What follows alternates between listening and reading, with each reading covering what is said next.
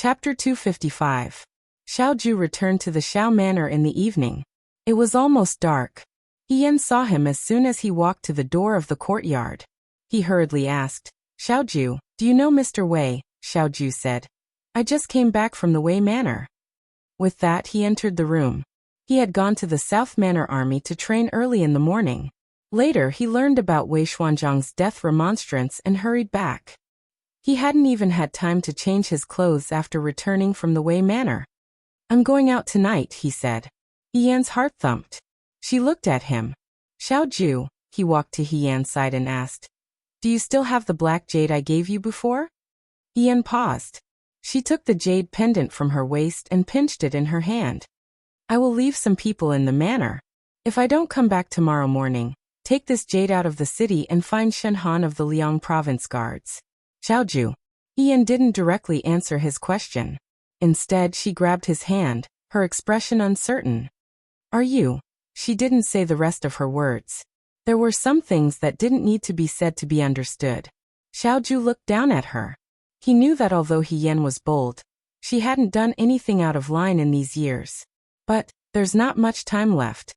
After a moment, he put his hands on Yan's and said softly. Yan was silent for a long time. She nodded. "I know." Since there were some things that had already been decided, there was no need to be overly cautious. Moreover, from the looks of it now, this was something that would happen sooner or later. She just hadn't expected it to happen so quickly. "Don't worry and go." She raised her head to look at Xiaoju, and her expression became relaxed again. "I will guard the Xiao family for you here. No one will be able to cross my sword.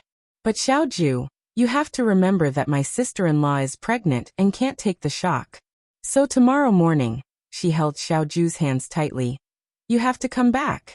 If you don't come back, I will bring the sword into the palace to look for you." Xiaoju was stunned and said angrily, "You dare?" Yan was unmoved. "Let's see if I dare." The girl's gaze was firm. She had always been stubborn. Once she had decided on something, there was no room for regret. After a long stalemate, Xiaoju finally gave in and said, "I promise you." Yan smiled. "It's a deal." Night enveloped the entire palace. In the throne room, the crown prince of Guangyin was walking slowly. The palace servants were all dismissed, leaving only a few trusted subordinates to guard the door. He slowly walked up the steps until he reached the end of the steps and stopped in front of the dragon throne. The armrest of the bright yellow dragon throne was engraved with a golden true dragon. He reached out and very slowly stroked the dragon's whiskers and scales. It was clearly ice cold, but it made the blood flowing through his body boil and boil. Guangyin turned around and sat on the dragon throne. He raised his eyes and looked down at the steps. It was as if he could see hundreds of officials bowing and kneeling in front of him. He was the son of heaven. Everyone should submit to him. When he thought of this, Guangyin felt proud and elated. His chest was extremely carefree. "Father," he muttered softly, "I have finally sat on this throne." The world was finally his. Since he was born, everyone had told him that Emperor Wenxian would eventually hand over the country to him. In the future, he would become the son of heaven of the Dawei. That was why Guangyin had always thought so. But he didn't know when, but he realized that the situation had changed. There was a Guangxua who was more suitable than him to be the son of heaven. Emperor Wenxian's favoritism towards concubine Lan and her son made him panic. His delay in drafting the edict made Guangyin feel a sense of betrayal. An emperor like Emperor Wenxian was indecisive and didn't know how to judge people. He didn't deserve to be an emperor. Guangyin thought that he didn't intend to kill his father. But this was the only way to restore everything to its original state. He was just taking back what belonged to him. But Guangyin looked at the empty great hall. He didn't feel happy at all. He understood that Su Jingfu was the main reason why he had so many followers in the court. Now that Su Jingfu was no longer around, many of his former followers had changed their minds and joined the Guangxua. He Rufei was dead, and he was a fake from the start. If Xiao Huijin joined the Guangxua, he wouldn't have the troops to contend against the Guangxua. He could only rely on the Yudo. This was why he insisted on agreeing to make peace with the Yudo and agreed to their ridiculous conditions of opening a market in Dawei. In the past, he was afraid that the Yudo would leak information and make Emperor Wen Xian unhappy. But now, because he had reached an agreement with the Yudo had to pay the price of getting rid of the Guangxua for him, as well as the thorn in his side, Xiao Huijin. It was very fair. Guang Yan believed that there was nothing more important than gaining control of the world. The Guang Yan couldn't help but laugh out loud when he thought about how everyone in the world would have to worship and respect him when he ascended the throne tomorrow. Father's remains haven't been buried in the imperial mausoleum, and your highness hasn't ascended the throne. How can you sit on the dragon throne? A sudden voice interrupted his laughter. I'm afraid that's a little inappropriate. Guang Yan looked in front of him. At the entrance of the great hall, two of his confidants were holding on to the Guangxua, preventing him from entering. The Guangxua looked at him calmly. Let him in. Guang Yan smiled viciously. My fourth brother. The confidants loosened their grip, and the Guangxua walked in. The Guang Yan stood up from the dragon throne and looked at him with interest. Tomorrow is the day of Concubine Lan's burial. Isn't my good fourth brother the most benevolent and filial? Why didn't you seize the last opportunity to talk to Concubine Lan, and instead come here? He said meaningfully. Could it be that fourth brother also wants to sit on this throne? When father was alive, he never mentioned anything about being buried with Concubine Lan. Your Highness's posthumous edict may not be true. The Guangxua was unmoved. How is it not true? The Guangyan sneered. Speaking of which, when father entered the imperial mausoleum, Concubine Lan was buried with Concubine Lan. It was Concubine Lan's good fortune. Father had always doted on Concubine Lan. After he passed away, he was afraid that he wouldn't be able to find someone like Concubine Lan, so he took her with him. Fourth brother. Why do you sound like you're complaining? With the posthumous edict in hand, how can you prove that it's fake? Whether it's real or fake, your highness knows. However, that's not important. The Guangxua sighed. That's right. The crown prince clapped his hands. Whether it's real or fake isn't important. Fourth brother, you finally said something useful. That's not all I want to say. The Guangxua looked at the Guangyan standing on the stairs. His gaze was calm. I also want to say that your highness killed your father, killed the monarch, and attempted to usurp the throne. As soon as these words came out, the entire hall fell silent. The servants guarding the door stared at the Guangxua as if they were facing a great enemy. The Guangxua only stood there quietly. He didn't have any weapons on him, and just from his appearance he looked like a weak scholar. The Guangyan stared at him closely. What did you say? I said. The Guangxua's eyes met his, not backing down in the slightest. Your highness, you killed your father, killed the monarch, and attempted to usurp the throne. The Guangyan looked at the person in front of him. In the past, the Guangxua had always been cautious and taciturn in front of him. He never participated in court affairs. Even though he hated the Guangxua, in his heart, he was certain that the Guangxua wouldn't be able to cause any waves. But now he didn't know when, but this person's gaze was no longer as timid as before. When he looked directly at him, it was as if there was an invisible fire burning in his eyes. He also had the wanton domineering aura unique to the imperial family. What a joke! The Guangyan mocked. I'm the crown prince. The world belongs to me. Why would I kill my father? It's a thankless task. If we're talking about usurping the throne, shouldn't it be you? He said eerily. Fourth brother, didn't you always hope that imperial father would abolish the old and replace the young? Now that your plan has failed, you want to slander me? Your highness, why would you think that the world belongs to you? The Guangxua suddenly smiled slightly. Your plan has failed? The Guangyan's smile froze at the corner of his mouth. He asked, what do you mean by that? The Guangyan smiled but didn't say anything. He suddenly realized something and loudly called out. Men, come here. Indeed, there were people coming, but they weren't his men. Soldiers wearing golden armor rushed in from outside. The person leading them was actually Yan He. Guide Zhonglong General? The Guangyan was stunned. Then he said in exasperation. Are you crazy? Don't you know that this is rebellion? This is collusion to cause trouble. The Guangyan didn't deliberately suppress Yan He. Firstly, the Yan family was a new noble family. They had always been wise to protect themselves in court affairs. They weren't as popular as the Xiao family. Secondly, the Guangyan also heard that Yan He and Xiao Huijin didn't get along. The enemy of an enemy was a friend. The Guangyan even wanted to recruit Yan He for his own use. However, Yan He wasn't in the capital for many years. Father Yan was also as cunning as a fox. Although Father Yan agreed to it, he never really took advantage of it. But now, he never thought that Yan He would actually rely on the Guangshua. The Guangyan was shocked and angry. How dare you treat me like this? Generals, Yan isn't colluding to cause trouble. The Guangshua said calmly. I'm just following orders to capture traitors. Guangshua, don't slander me. The Guangshua smiled carelessly and said. Whether I'm slandering you or not, Your Highness knows best. At this time, someone came in from outside. It was the fifth prince, Guangji, who was being carried by a guard. As soon as Guangji entered the palace, he pointed at the Guangyan and shouted. It was Brother Crown Prince. That day, I was practicing calligraphy in Father Emperor's palace. I saw Brother Crown Prince carrying a basket into Father Emperor's bedroom.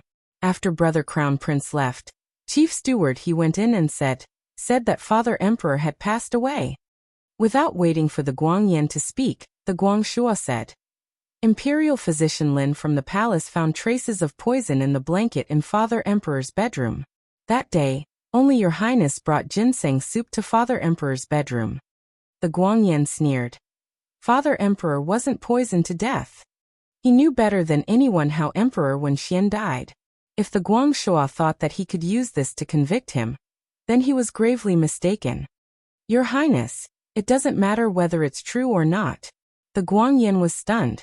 This was what the Guangshua had said in response to his fake posthumous edict. But now there was nothing wrong with using it here. At this time no one cared about what the truth was. In the struggle of the imperial family, there had always been only winners and losers. The winner was the true dragon son of heaven. The loser suffered a crushing defeat. Guangshua, I'm warning you. My people will immediately rush over. Tomorrow is the day to enter the imperial mausoleum. Your Highness may not know. The Guangshua looked at him with seemingly cold pity. General Fingyun's people have already arrived outside Qingla Palace. Your Highness's people, he said word by word, have all abandoned their armor and defected. Impossible. The Guangyan's voice suddenly became sharp. He said, impossible. But in his heart, panic and fear gradually emerged. It was already this time. The palace hall was filled with Yan He's people. His people hadn't come in yet. If it was Xiao Huijin's people outside, those Yudo bastard. Those Yudo were useless at this time. Chu Xilan. A name suddenly appeared in the Guangyan's mind. How could his plan be predicted by the other party? Chu Xilan leaked the secret? That bastard. That ungrateful wretch. Guangshua, don't be complacent. The Guangyan was already an arrow at the end of its flight. Gritting his teeth, he looked at the people in front of him and slowly retreated. Do you think that the world will believe your nonsense? I'm the crown prince, the heir apparent. The coronation ceremony is close at hand. If you harm me at this time, the world will talk about your conspiracy. Even if you ascend to this position, you won't have a proper title for the rest of your life. You can't avoid being pointed at by others. Your Highness worries too much. The Guangshua didn't feel any other emotions because of his words. He looked at the Guangyan as if he was looking at something ridiculous. Before this, Imperial Father had already written an imperial edict to change the heir apparent. You're lying. The Guangyan's eyes were about to split open. How is that possible? The imperial edict is in the hands of Imperial Father's trusted officials. It doesn't mean that you didn't know about it just because you didn't see it. The Guangshua leaned slightly to the side. The people behind him came forward and handed him a bow and arrow. He played with the bow and arrow and slowly said, Does your Highness still think that the world will talk about me and that I won't have a proper title? The Guangyan wanted to vomit blood. At this time he suddenly understood what the Guangshua said at the beginning. It doesn't matter if it's true or false. To shut the mouths of the world's people, all he needed to do was to take out an imperial edict. Who cared if it was true or false? The world wouldn't judge it one by one. As long as the person who survived today was the Guangshua, Then wouldn't the Guangxua have the final say in what others said in the future? He looked at his quiet fourth brother who slowly picked up the bow and arrow and pointed the arrow at him. The Guangyan subconsciously hid behind the dragon throne and said angrily, "What are you doing? Guangxua, stop it." He didn't finish his sentence. A sudden gust of wind blew from the throne room, extinguishing all the lights in the room. In the dim room, a cluster of sticky blood slowly flowed down the dragon throne, staining the dragon's head and whiskers on the armrest of the dragon, making them stand out. It was like a silent peep, but also like a sneer. The sound of the wind covered all the murderous intent. It was a cold night. He-Yen looked at the sky that was gradually brightening outside the window. His expression gradually became serious. She hadn't slept since Xiaoju left last night. Bai Rongwei was pregnant, so He-Yen didn't dare to tell her anything else. Although Xiao Jing had some suspicions, she was kept in the dark and didn't know what was going on. He-Yen stood guard alone, rubbing the black jade in his hand from time to time. He thought about what to do if Xiaoju didn't return in the morning. He was afraid that going out of the city to find Shenhan might not be completely safe. Just as he was thinking, there was movement outside. He-Yen suddenly got up and rushed out of the door. He saw Xiaoju walking in from outside. There were still some dark bloodstains on the armor he was wearing. He-Yen asked, "You're injured?" At this time, Qingmei hadn't woken up yet. Xiaoju frowned slightly and asked, "You didn't sleep last night?" "I couldn't sleep." He-Yen stared at his face. He looked a little tired, but he was still okay. He-Yen asked, "This blood? It's not mine." Xiaoju paused and said, "Let's talk inside." The two of them entered the room. He-Yen closed the door and turned around to ask, "Last night in the palace, the crown prince is dead." Xiaoju looked at her. This was expected. In fact, He-Yen already had a premonition when he saw Yan-He at the Wei residence that day. Yan-He didn't directly answer her question, but many times, silence was an answer. He-Yen helped him hang autumn wine on the wall. Xiaoju took off his armor and sat down at the table. He-Yen poured a cup of hot tea and pushed it in front of him. "Xiaoju, what happened last night?" Xiaoju looked at her. After a while, she knew that if she didn't tell him, she wouldn't be able to leave the room today. She sighed and told him what happened last night. He-Yen listened attentively. Xiaoju only knew a little about what happened last night in the throne room. At that time, he led half of the South House soldiers to fight with the Crown Prince's men in front of Chungla Palace. Yan-He led his men inside. When they came out, they only knew that the Guangyan was killed by the Guangxua himself. You didn't go to the throne room on purpose?" Yan hesitated before asking. Xiaoju lowered her head and smiled. She said calmly, "Xiao family is different from the Yan family. The Yan family is new and still depends on the royal family. I have too much military power. If I saw the fourth prince kill his brother, even if it's fine now, the fourth prince will inevitably feel uncomfortable after a long time. I don't want to leave a thorn in the fourth prince's heart." Heaven's power was unpredictable. Without the Guangyan, the fourth prince would be the emperor in the future. Even if he didn't feel anything now, once he sat on the throne, he might not be able to control himself or things might change. It was better to avoid any possible situations from the start. So letting Yan-He go was a good choice. The Yan family's military power is not great, and they are new and have no foundation. The fourth prince has no qualms about using them. He-Yen said, "I just didn't think that Yan-He would follow the fourth prince." The Yan family had been neutral for so many years. They were as cunning as a fox, but at the last moment, they dealt a blow to the Guangyan. The Guangyan probably didn't expect it either. Without the skin, what can the hair be attached to?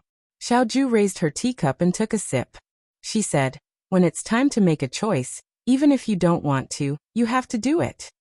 He-Yen sighed in relief. "In short, it's good that you are safe. But..." She looked at Xiaoju and asked in a low voice, "Did the emperor really write the edict to change the succession of the crown prince early on?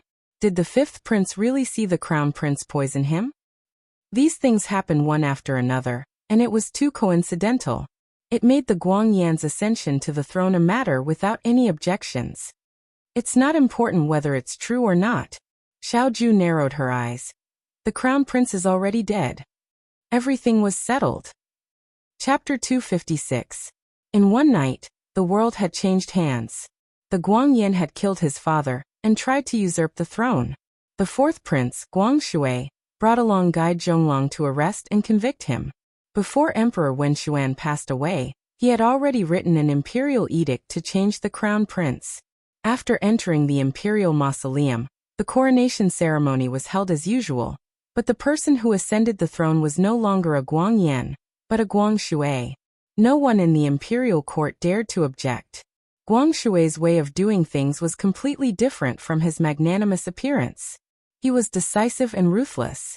When he was capturing the Guangyan last night, he had already captured all of the Guangyan's trusted aides. The Guangyan army was not strong to begin with. If it was because of Su Jingfu, they still had the support of the He family, but after He Rufei's accident, the Fuyue army's military power was taken back and could not be used by the crown prince. Guangshua's actions were swift and decisive, causing people to feel a chill down their spines. The courtiers discussed fervently. The fourth prince's imperial aura was beginning to show. As for the previous emperor's edict ordering people to be buried with him, it was also found to be fake. Concubine Lan, and Aiguiron, and dozens of other women were able to keep their lives. When the news reached the ears of the commoners, they all said that the fourth prince was benevolent and wise. The commoners never cared who sat on the throne.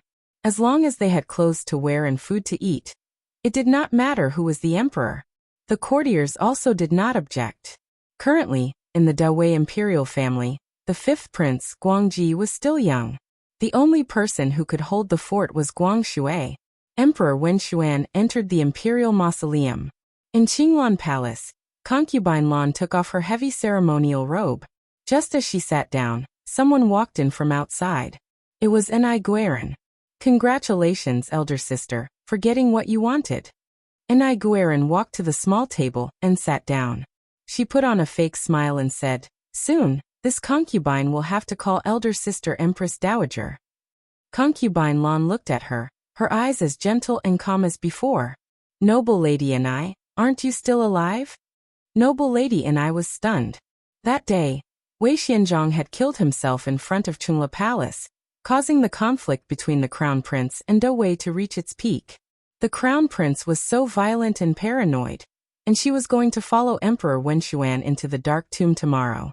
In the end, noble lady and I cooperated with concubine Lan. Guangji's words were false, so the edict of succession might not be true. At the end of the day, all the Guangshua wanted was an excuse, a legitimate excuse. In actuality, at that time, noble lady and I was also determined to fight with her back to the river. She thought that since she was going to die anyway, she might as well give it her all. But deep down, he did not think that Guangshua would succeed. However, Guangshua succeeded. It was said lightly, but after a short night, noble lady and I finally realized that if it had been a last-minute idea, if Guangshua had only fought for his mother, he might not have been able to win over Guide General and General Fengyan in such a short time.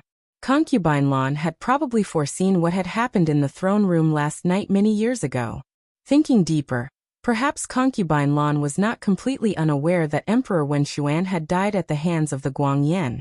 Guangshua's silence and gentleness, his leniency and disregard of court affairs, Concubine Lan's indifference and gentleness, and Emperor Wen Xuan's love and sincerity were all arranged by Concubine Lan a long time ago. From the beginning to the end, it was not Guangshua's acting skills that were too good, but Concubine Lan's idea. Even her son did not know about it. Empress Zhang might have guessed right about one thing. Concubine Lan was not indifferent, but she did not care about ordinary favors. If she wanted to fight, she would fight for the most honorable position in the world for her son.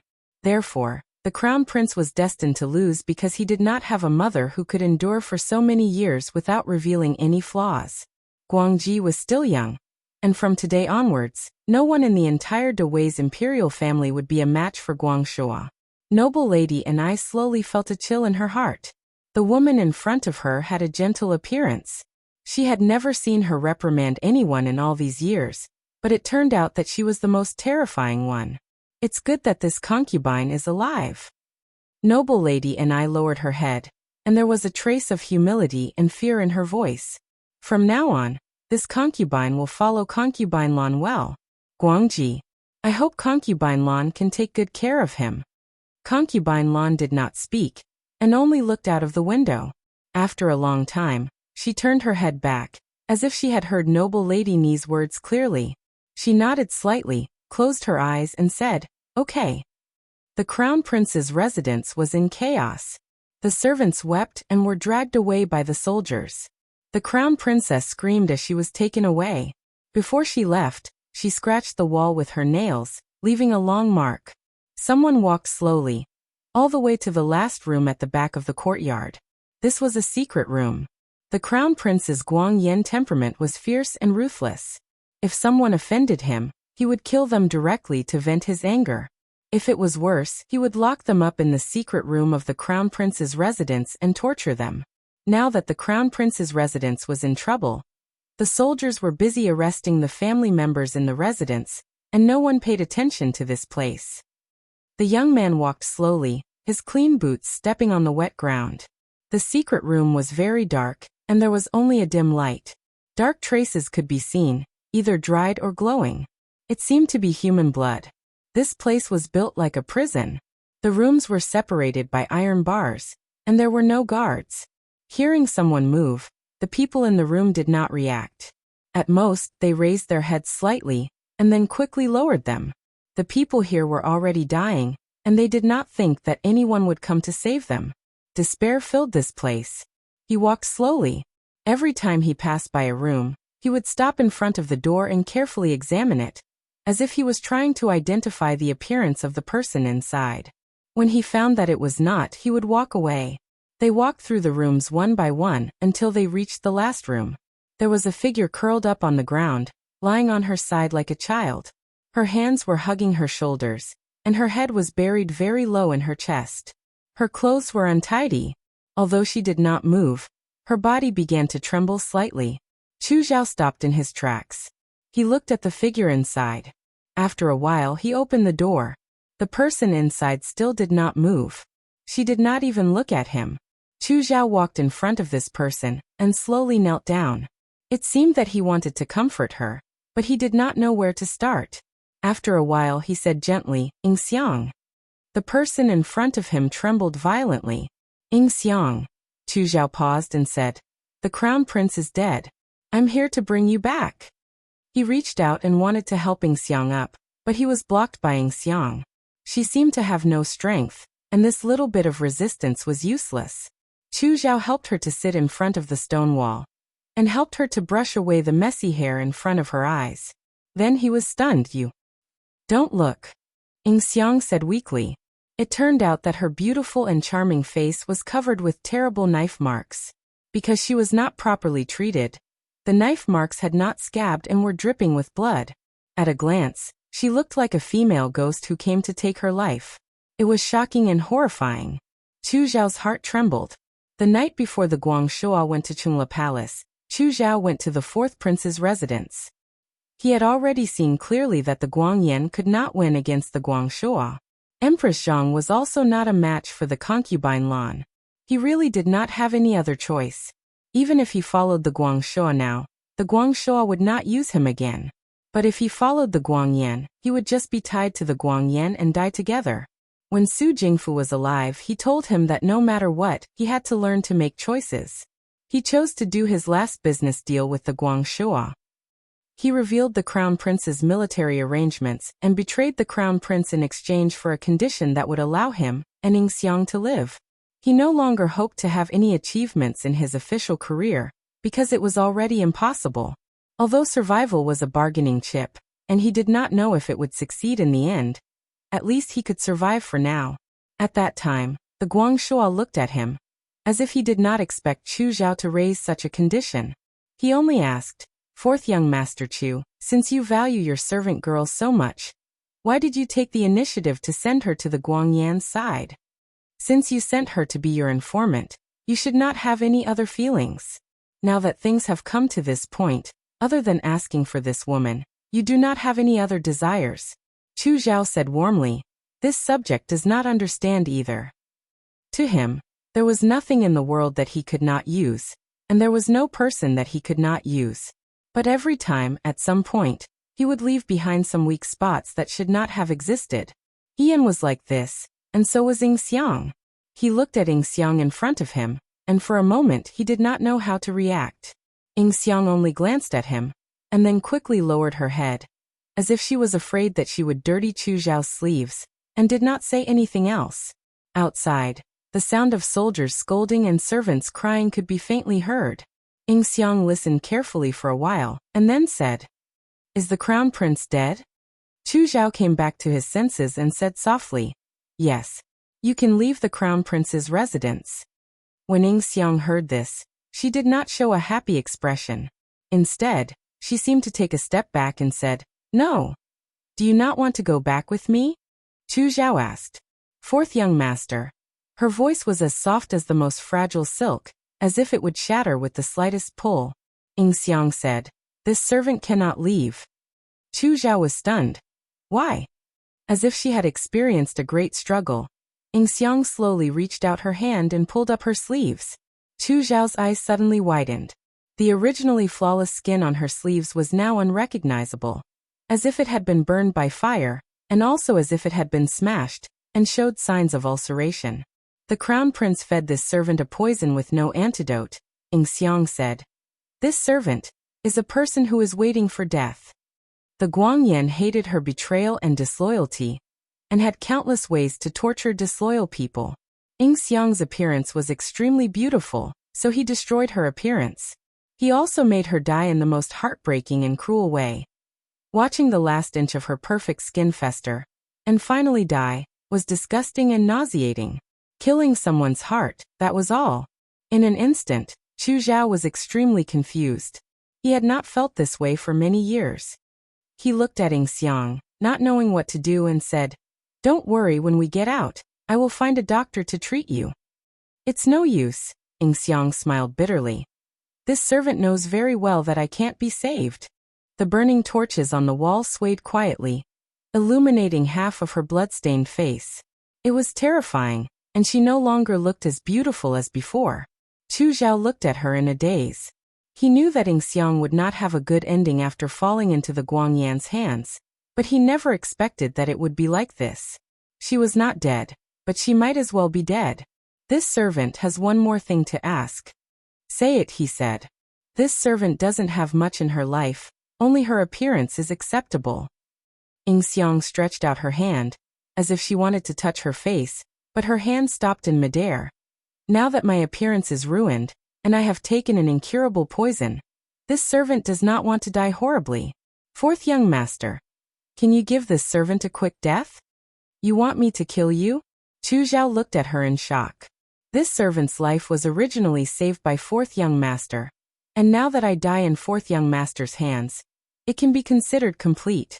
Moreover, the woman's voice was soft, "Fourth young master is not harming this servant. You are helping this servant." Chu Zhao said, "I won't kill you." "Then I ask fourth young master to leave." The servant, who was used to being submissive to him, showed a tough expression for the first time. "This servant will stay here, and will not go anywhere." Xiang. Chu Zhao was helpless for the first time. He controlled his temper and said softly, "Your injury is not irreversible. There are many doctors in Shuo City, and they can cure you." "Even if they can cure me, what can they do?" Xiang smiled softly. "This servant has no appearance now, and I can't even take care of myself. If I stay by young master's side, I will not be able to be used by young master, and I will only be a burden." Chu Zhao heard this, and his expression changed slightly. He said, "You stay by my side, only to be used by me?" "Young master does not keep useless people by his side," Xiang replied. These words were like a needle hidden in cotton, and he was speechless.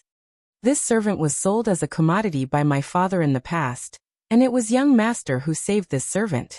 From now on, young master is this servant's benefactor, and this servant will not hesitate to go through water and tread on fire for young master. At that time, this servant did everything willingly, but now, when I am about to die, this servant wants to be able to decide my own fate." Xiang looked at him, and that pair of beautiful and gentle eyes for the first time seemed to be burning like a flame. "Please grant my wish, young master." Their eyes met, and Chu Zhao could clearly see that in her eyes, there was a desire to die. For the first time, he discovered that Xiang was so stubborn. Please grant my wish, young master.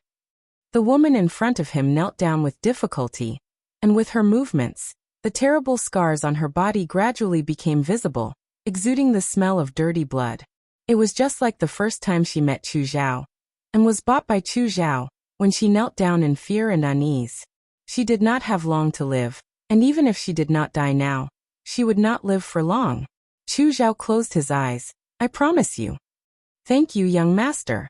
Xiang said softly. Chu Zhao reached out to help her up from the ground. Xiang staggered and raised her head, and in the next moment, the hand that went around her back suddenly pushed forward. When the tip of the knife entered her flesh, it was silent. She did not even have time to say anything, and was pushed forward, falling into Chu Zhao's arms.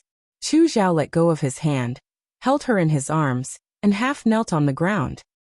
Thank you, young master. Xiang looked at him, and smiled at him with difficulty. This is the first time that young master has granted this servant's wish. Her body was covered with new and old blood, and the blood stains rubbed against Chu Zhao's clean robe, like mottled flowers reflecting on it. The man lowered his head to look at her, and his eyes were a little helpless. It was this little bit of helplessness that fell into Xiang's eyes, and made her heart ache for a moment. She liked Chu Zhao, and from the first time she saw Chu Zhao, she fell in love with him. In that desperate situation, when he was pushed into the fire pit by his father, there was a young and handsome boy who threw him a life-saving straw. She grasped this straw, and also fell in love with this person. She loved his gentleness, and she also loved his ruthlessness. She loved his cold and heartless heart that seemed to be tolerant, and she also loved the moment of weakness and helplessness under his invincible protection. This was such a complicated person, and the more complicated he was, the more unfortunate he was. Fate made him conflicted, and the Chu Xilan that others saw was only the fake Chu Xilan. Only she knew the real Chu Xilan, and the real Chu Xilan was not a good person, but she still fell in love with him without hesitation.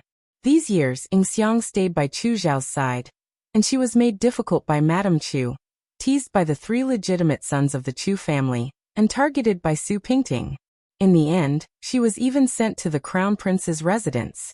She had never regretted coming to this point, because from the beginning, she had nothing to lose. She hated and resented him, but it was not comparable to love. This love was hidden carefully, and it was extremely humble, and it came fiercely, making her feel that it was unreasonable. She had never said it out loud. She had loved him for so many years, quietly and soundlessly. Chu Zhao was so smart, it was impossible for him not to realize that she loved him. Young master, she said with difficulty, can this servant ask you a question? The man's voice was very soft, and he was as gentle as ever to her. Ask. Did fourth young master know early on that Miss Su would send this servant to the Crown Prince's residence? Chu Zhao lowered his head to look at her. Waves of emotions appeared in his light-colored eyes, which were like fluorite. He did not answer, but Xiang instantly understood. I see. After saying this, she slowly closed her eyes, and her breath gradually weakened until there was no more life. In the dark room, the man dressed in green quietly lowered his head to look at the woman in his arms. What appeared in front of his eyes was the sobbing he heard many years ago, when he stood in front of the colorful paradise of the human world. He looked in the direction of the sound, and saw a delicate girl looking at him, beautiful and peerless. He had saved her, but he had also harmed her. If he had not intervened at that time, perhaps Xiang would have been happier than she was now. Unlike now, even if it was her last moment in the human world, she still had to die with bitterness. She did not do anything wrong. If she really wanted to say something, it was because she fell in love with a person like him. After an unknown period of time, Chu Zhao bent down and stood up, picked up Xiang's body, and slowly walked out of the dark room, step by step, towards the outside. When he was at the end of his road, he made the last deal with the fourth prince, and all he asked for was a little bit of pity and warmth. But now this warmth was gone. The last person who depended on him for survival was also gone. In this game of chess he gained nothing. The whole game was lost. Chapter 257. On the third day of the second month, the fourth prince Guangxua ascended the throne. The new emperor inherited the throne and used the Hezong's Qingyuan era name. After Emperor Zhaokong ascended the throne, he rejected the Yudo's request for peace and thoroughly investigated the remaining members of Prime Minister Su's faction.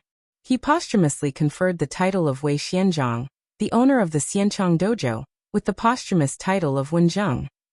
The truth of the Mingshui case was revealed to the world.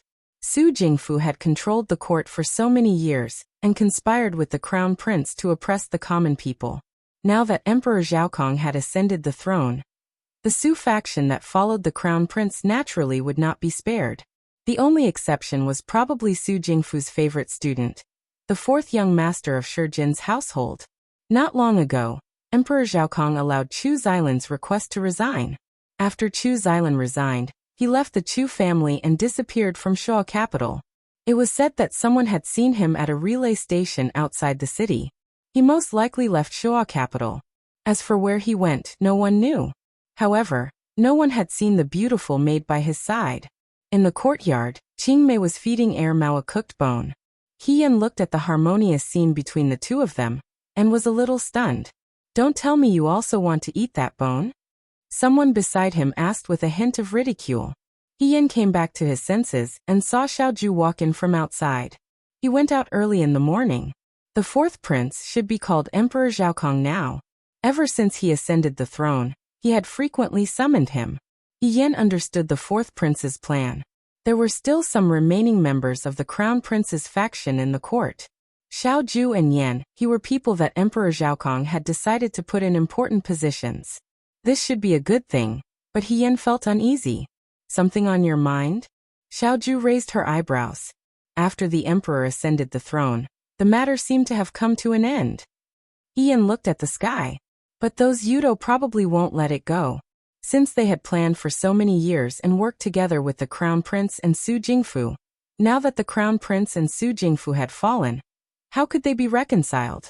You also know that from generation to generation, the time when a new emperor ascends the throne is the most dangerous time.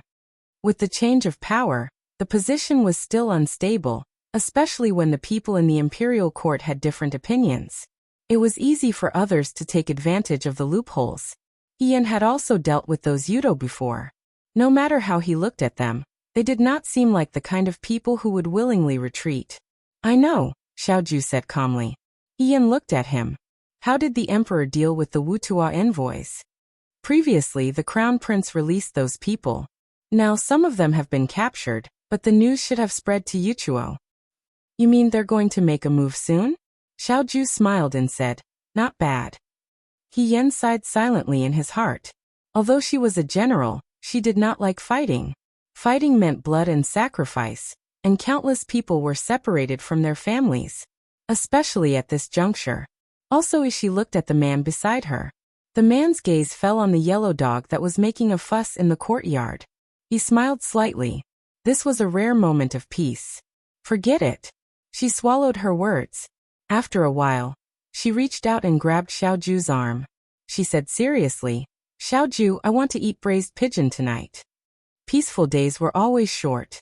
Less than 10 days after Emperor Zhaokong ascended the throne, the Yudo wantonly attacked the Dawei. They went north along the Xing River. After decades of planning, the war between the Yudo and the Dawei finally began. Jiuquan, Ji County, Yunzi, and Bingjiang were not strong enough. Moreover, the crown prince's men had deliberately arranged for them to be taken over by the Yudo in just 3 days. After the Yudo broke through the city gates, they massacred everyone in the city. According to those who were lucky enough to escape, corpses were piled up along the banks of the river. Blood dyed the river red. Emperor Zhaokong was furious and immediately ordered people to suppress the enemy. However, the Dawei had been emphasizing civil and military power for so many years. Other than General Fengyan and General Feihong, there were not many people that could be used. General Feihong Hirufei was still a fake. The Fuyue army's military power returned to the imperial family. Emperor Zhaokong asked in the imperial court who was willing to lead the army to quell the rebellion. Other than Guide General Yan, he and Right Military Governor Xiaoju, no one came forward. To be more precise, it wasn't that there weren't people. There were also old generals who were willing to take up the sword and mount the horse. Unfortunately, they were too old and couldn't return to the battlefield. The consequences of the Wei imperial family's many years of comfort were finally revealed at this moment. In the throne room, Emperor Zhaokong looked at the civil and military officials below the stairs. His face was gloomy as he sighed. You are all useless. You cannot protect the Dawei. However, someone walked out amidst the silence and said in a clear voice, Your Majesty, I am willing to lead the Fuyue army to fight against the enemy in Jiuquan. A woman wearing a red court robe stood in the middle of the hall. She looked very heroic. She raised her head and looked at the emperor on the high throne. Her gaze was clear and firm. This was Marquis Wuan. He Yan was also General Fingyun's wife. Emperor Zhaokong paused. In the battle against the crown prince, the Xiao family stood on his side. Xiao Ju was also very smart and did not directly participate. Emperor Zhaokong wanted to use Xiao Ju, but he could not give him too much power. After thinking about it, he promoted He Yan. He Yan was a woman. She was only a marquis. Being promoted to an official of He Yan was a reward for Xiao Ju, but it also didn't increase the power of the Xiao family to the point that it made people uneasy. Just as the Empress Dowager once said, do not underestimate women. From a certain point of view, the promotion of an official in He Yan was also a kind of check and balance for Xiao Ju. However, Emperor Zhaokong did not expect He Yan to stand up at this time. He subconsciously looked at Xiao Ju. At this time, he was trying to catch some emotion on Xiao Ju's face. Unfortunately, the Dawei's famous Right Army commander was calm and did not show any emotions. Could it be that he already knew about this? But if he knew about this, why didn't he mention it to me in private? Why did he wait until now? He Yan bowed and said, I have fought against the Yudo a few times. May I ask your majesty to allow me to lead the army to Jiuquan? When it came to fighting against the Yudo, she was indeed experienced. Whether it was in Jiang or the Rundu, Emperor Wenshuan would not have promoted her. But when it came to leading the army, before Emperor Zhaokong could speak, a civil official said, Marquis Wuan, you are only a woman. How can you lead the army to fight against the enemy? Sir, I'm afraid you have forgotten. He Yan's tone was neither servile nor overbearing. The famous General Fei Hong was originally a woman. The minister was rendered speechless. That's right. Wasn't the real General Fei Hong a woman? Emperor Zhaokong was silent for a while, then said, This is an important matter. I cannot make a decision casually. Let me think about it before making a decision. He looked at Xiao Ju. Up until now, Emperor Zhaokong was not sure if Xiao Ju knew about He Yan's plan. If Xiao Ju supported He Yan's decision, then she would definitely come to him in private. If Xiao Ju asked, Emperor Zhaokong would consider agreeing. If He Yan did not have the ability, the commander-in-chief of the Right Army of Dawei would not easily send his wife to her death. Of course, the most important point was that just as concubine Lan said, there was no one in Dawei. There were only a few outstanding generals who could lead the army. Even if He Yan did not go, who else could? He smiled bitterly in his heart. He felt that the bright yellow dragon crown on his head was too heavy to wear. After the court, He Yan followed Xiao Ju outside. Unexpectedly, He followed behind them. He stopped He Yan. Hey, are you really going to lead the army to Jiuquan? Why? He Yan had something on his mind. He looked at Xiao Ju's back and answered absent-mindedly. He followed her gaze and thought for a while, then asked, Does Xiao Huaiji not know about what happened in the court today? He Yan did not say anything. He Yan, you are really amazing. He understood and looked at her in amazement. No wonder Xiao Huaijin looked so angry. You did not even discuss such an important matter with him. You acted first and reported later? Good. If you can make Xiao Huaijin so angry, then it seems that even if you really go to Jiuquan, those Yudo will not be your opponent. He moved to pat He Yan's shoulder and raised his hand. He probably remembered that He Yan was a woman, so he retracted his hand. He looked at He Yan and gloated. Xiao Huaijin is so angry. Marquis Wuan, I wish you good luck. With that, he swung his sleeves and walked forward. He Yan was reprimanded by Yan He, but she did not get angry. She did not discuss today's matter with Xiao Ju and directly asked for a conscription in the throne room. She guessed that Xiao Ju was also angry. However, she had many misgivings. She really did not know how to tell Xiaoju. At this time, Xiaoju was already walking towards the Xiao family's carriage outside the palace. He Yan hurriedly followed and entered the carriage herself, sitting together with him. The carriage driver drove the carriage. On the way back to the Xiao family, she occasionally raised her head to look at the person beside her. Xiaoju's expression was calm. The calmer he was, the more He Yan could feel his anger. He Yan did not say anything. She still had to think about what to say. When the carriage stopped at the entrance of the Xiao family's residence, Xiaoju got off the carriage first and walked inside without looking back. He Yan also jumped down. Perhaps the atmosphere in the carriage was too tense. The kind carriage driver reminded He Yan, "Young mistress, young master's mood is not good today. Why don't you comfort him a little?" He Yan smiled and said, "Of course." She followed Xiaoju all the way into the Xiao family's residence. When she returned to the courtyard, Qingmei was drying the quilts in the courtyard. When she saw He Yan, she happily said, "Young mistress, Shu." He Yan made a shushing gesture and followed Xiaoju into the residence. As soon as she entered, she closed the door and was met with Xiaoju's cold gaze. He Yan did not say anything and went over to hug him. "Calm down first." Xiaoju stood in the room and did not move. He let her hug him and said coldly, "Don't use the same trick every time." Although there was nothing new, it was good enough that it worked. He Yan cursed in her heart. She did not want to use the same trick every time. But second young master Xiao liked it, so there was nothing she could do. "Let me explain." He Yan tightly grasped the belt in front of her and said sincerely, "I wanted to tell you, but every time I wanted to say it, I felt that it would ruin the atmosphere. Later, I dragged it out until today. I will say first, I definitely did not act first and report later. Even if I acted first and reported later, the one in the right was the emperor, not you. Today, I was afraid that if I did not say it, the emperor would appoint someone else to lead the troops, so I had to speak first." "Xiaoju," she raised her head and looked at the other person. "I really did not do it on purpose." Xiaoju avoided her gaze and said coldly, "Lady He, you are so perfunctory now even when you are lying." She even said the words Lady He. It was obvious that she was really angry. He Yan's heart trembled and she hurriedly said, "Xiaoju, you are the main general. How can you be prejudiced by first impressions? I really did not lie to you." She really wanted to say it, but these days were peaceful. Every time she saw Xiaoju relaxed, she did not want to mention these things. "Okay, I have some concerns."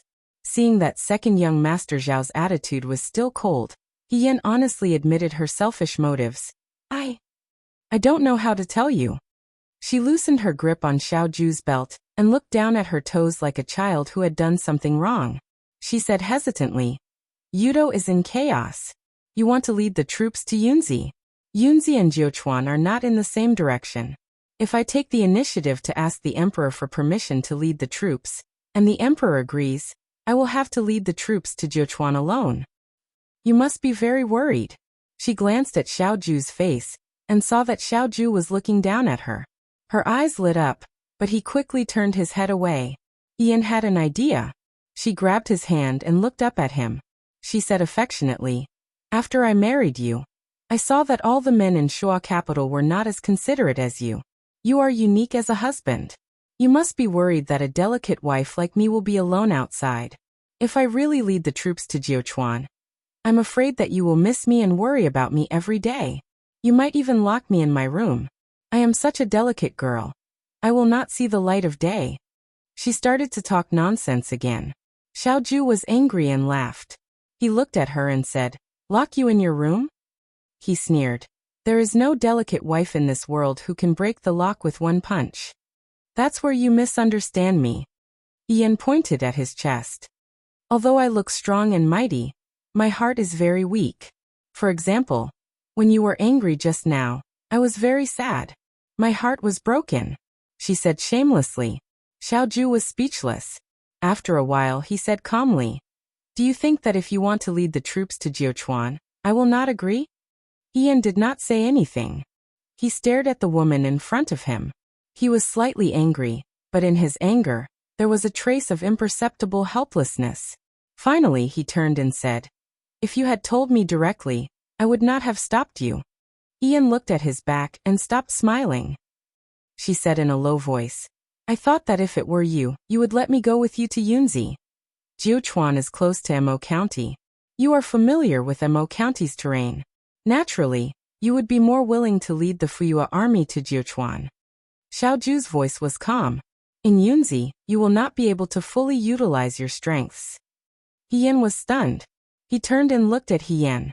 His eyes were clear, magnanimous, and as clear as a mirror, reflecting all of her thoughts. So he knew everything. Hien paused and hugged her again. She murmured, How do you know everything? She was indeed more willing to go to Jiuquan. She had never been to Yunzi before. If she and Xiaoju went to Yunzi together, Emperor Zhaokong would definitely send another general to Jiuquan. But no one was more familiar with Jiuquan than she was. It was not that she was confident. It could even be said that no one knew how to win a battle in Jiuquan better than she did. Currently, De Wei had no one to use. The battle was slightly slower in Bingjiang. The situation in Jiuquan, Ji County, and Yunzi was the worst. Even though she knew her own abilities, she was confused by her concern. Xiaoju was her husband now. He might not be willing to let her lead the troops to a dangerous place alone. Just like how Madame Xiao always stopped Xiao Zhongwu. I said. Xiaoju's voice came from above. Do what you want to do. As long as you can do it, it's fine. Hien looked up and asked. You believe that I can do it? He snorted. There's nothing that general he can't do. Hien looked at his awkward appearance and laughed out loud. She had thought that it would be difficult to explain things clearly, but now it was clear in just a few words. He was very tolerant of her. Hien even felt that some of her thoughts and concerns were laughable. However, the emperor might not directly give me military power. Hien's smile had only just spread for a moment when she suddenly thought of another matter. After all, in the eyes of outsiders, even her title of Marquis Wuan was because of Xiaoju. Even in Jiang and Rundu, there were Xiaoju and Li Kuang. She had never led an army to fight a battle alone. If the emperor directly gave her military power, outsiders might not be convinced. I will go to the palace to see the emperor. The military power of the Fuyua army will probably be given to you. Xiaoju said. But you can only rely on yourself to convince your subordinates. Is what you're saying true? Hien suddenly became excited. She had many ways to convince her subordinates.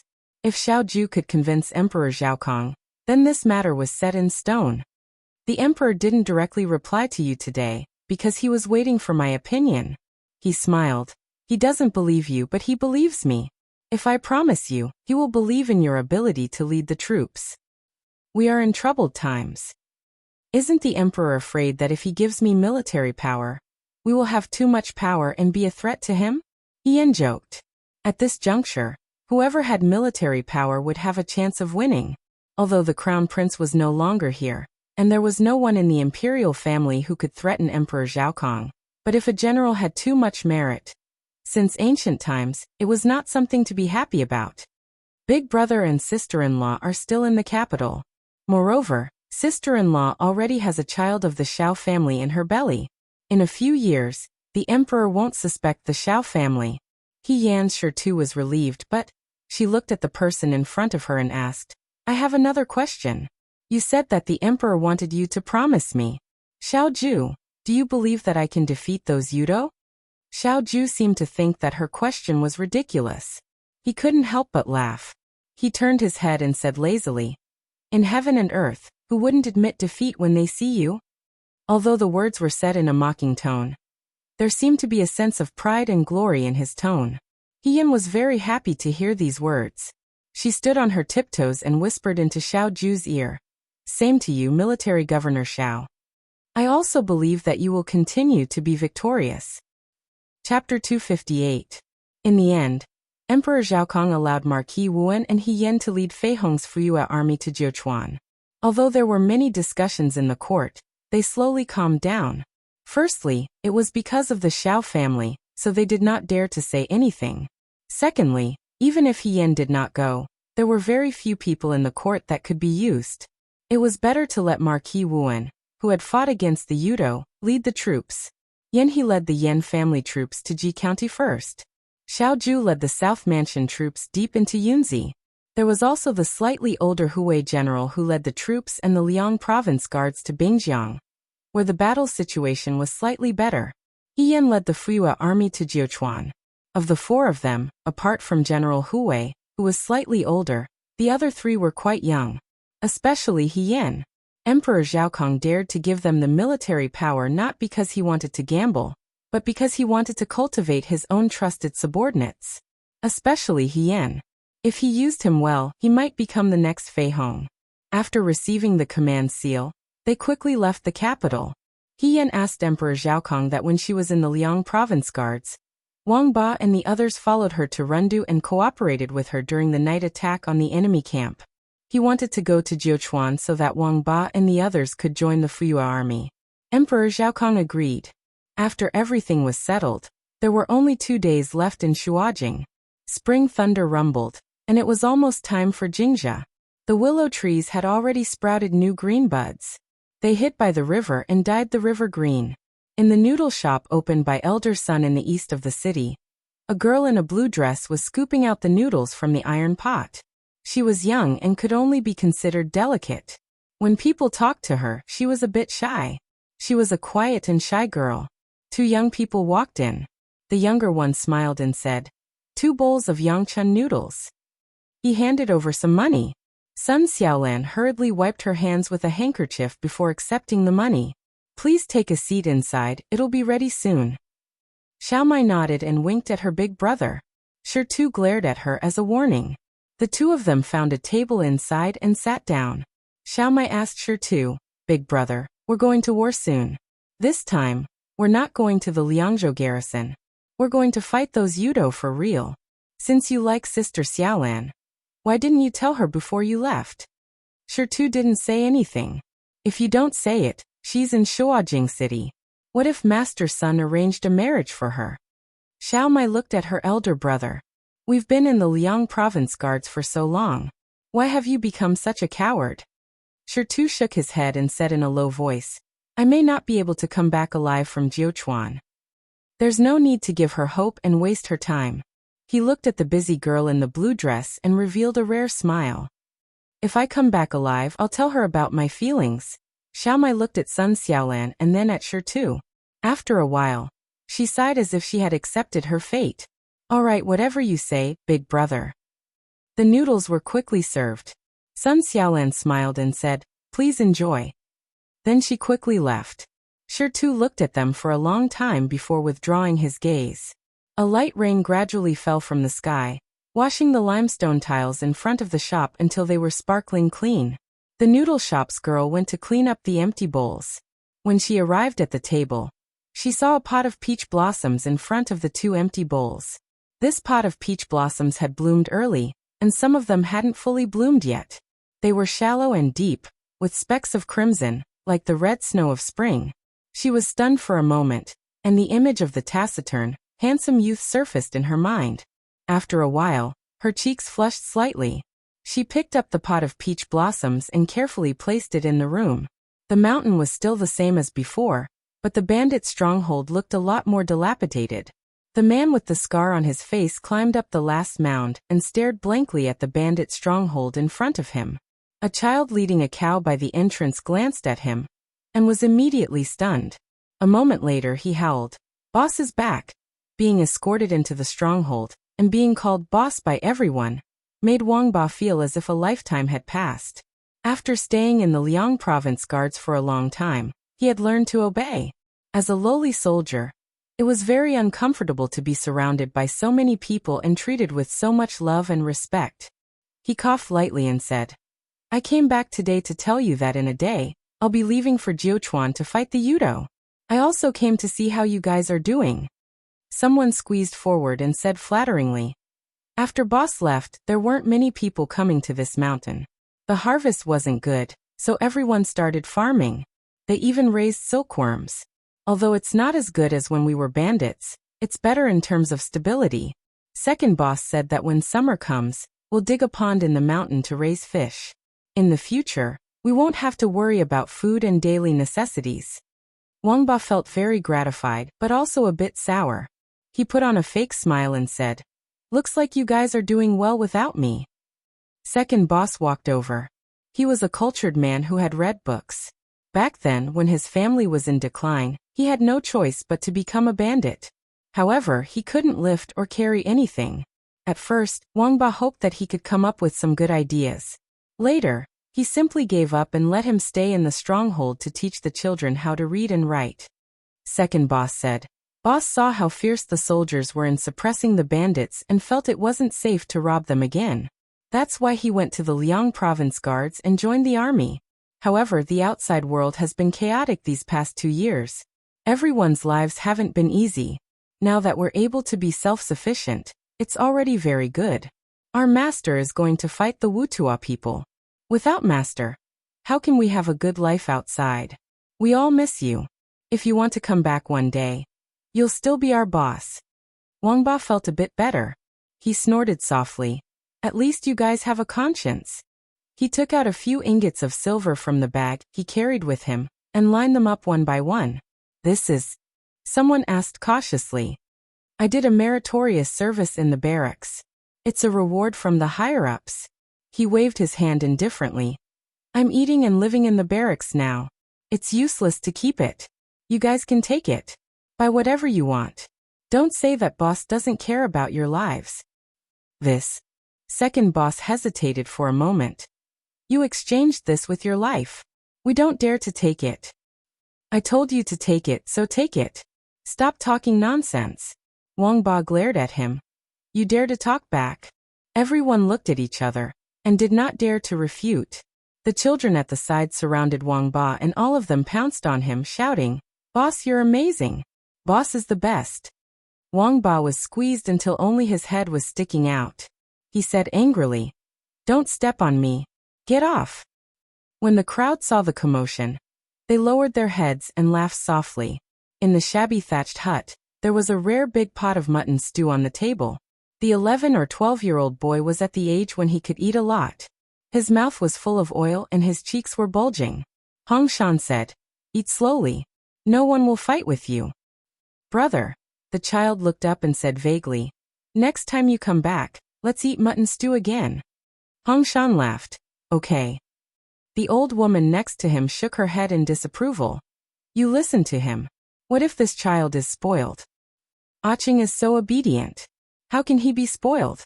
Hong Shan smiled and touched his younger brother's head. He sighed. Aching is much taller now than when I left.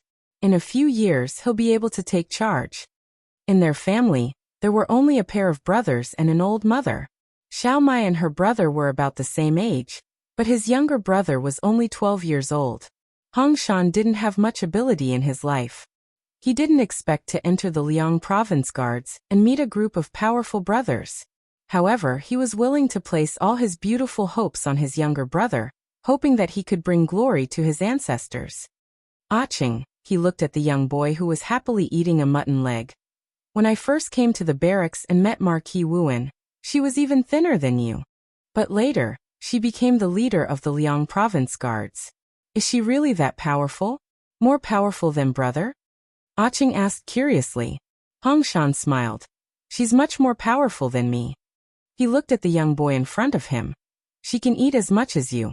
So Aching, you have to work hard when I'm not here. Maybe in the future, you can also become someone like Marquis Wuan. Marquis Wuan is a woman, I'm a man. How can I be Marquis Wuan? The young boy couldn't take it. If I want to be someone like General Fengyan. Hong Shan and the old woman looked at each other, then lowered their heads and smiled. Okay. You can be General Fengyan. Hong Shan smiled. Then after brother leaves, you have to focus on studying and practicing martial arts. Don't make mother angry, okay? I know. Aching patted his chest and promised, Brother, don't worry. I'll take good care of mother. Ashan, the old woman looked at Hong Shan, her gaze gentle and worried. Swords have no eyes on the battlefield. You have to be careful. Hong Shan pushed a bowl of soup in front of the old woman. Don't worry, mother. I'll take good care of myself. Capital Martial Arts School. Director Jiang was having a duel with the young master, Jiang Jiao. Both of them used long spears. Curator Jiang used the long spear to perfection back then, but now his son Jiang Jiao had already surpassed him. Just like his name, the long spear was like a flood dragon coming out of the sea. It was beautiful and ferocious. With a horizontal strike, the tip of the spear was already at Director Jiang's neck. As the red tassels trembled slightly, the crowd burst into cheers. Good. The young master is amazing. Director Jiang lost.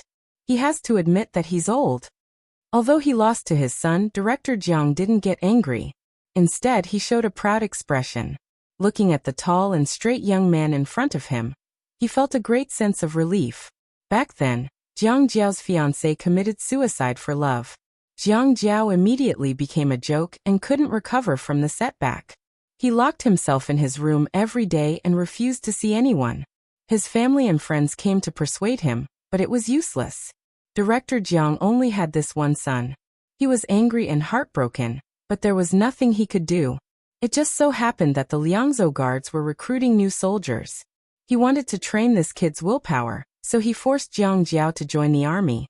He didn't expect that in less than 2 years, Jiang Jiao would become a new man. He was no longer as dispirited as before, and his spear skills gradually improved. If there was one thing that Director Jiang felt fortunate about in his life, it was that day he tore down the Liangzhou Guard's recruitment document and threw his stinky son into the army camp. He pretended to be reserved and said, "Your spear skills are quite exquisite." Jiang Jiao smiled and said, "It's because my friend taught me well." He Yan had taught him his spear skills.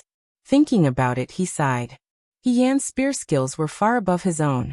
If he wanted to catch up to her, he would need to put in a lot of effort. Gym Master Jiang walked into the room and took out a long stick wrapped in red cloth. It's for you," Director Jiang said. "Open it and take a look."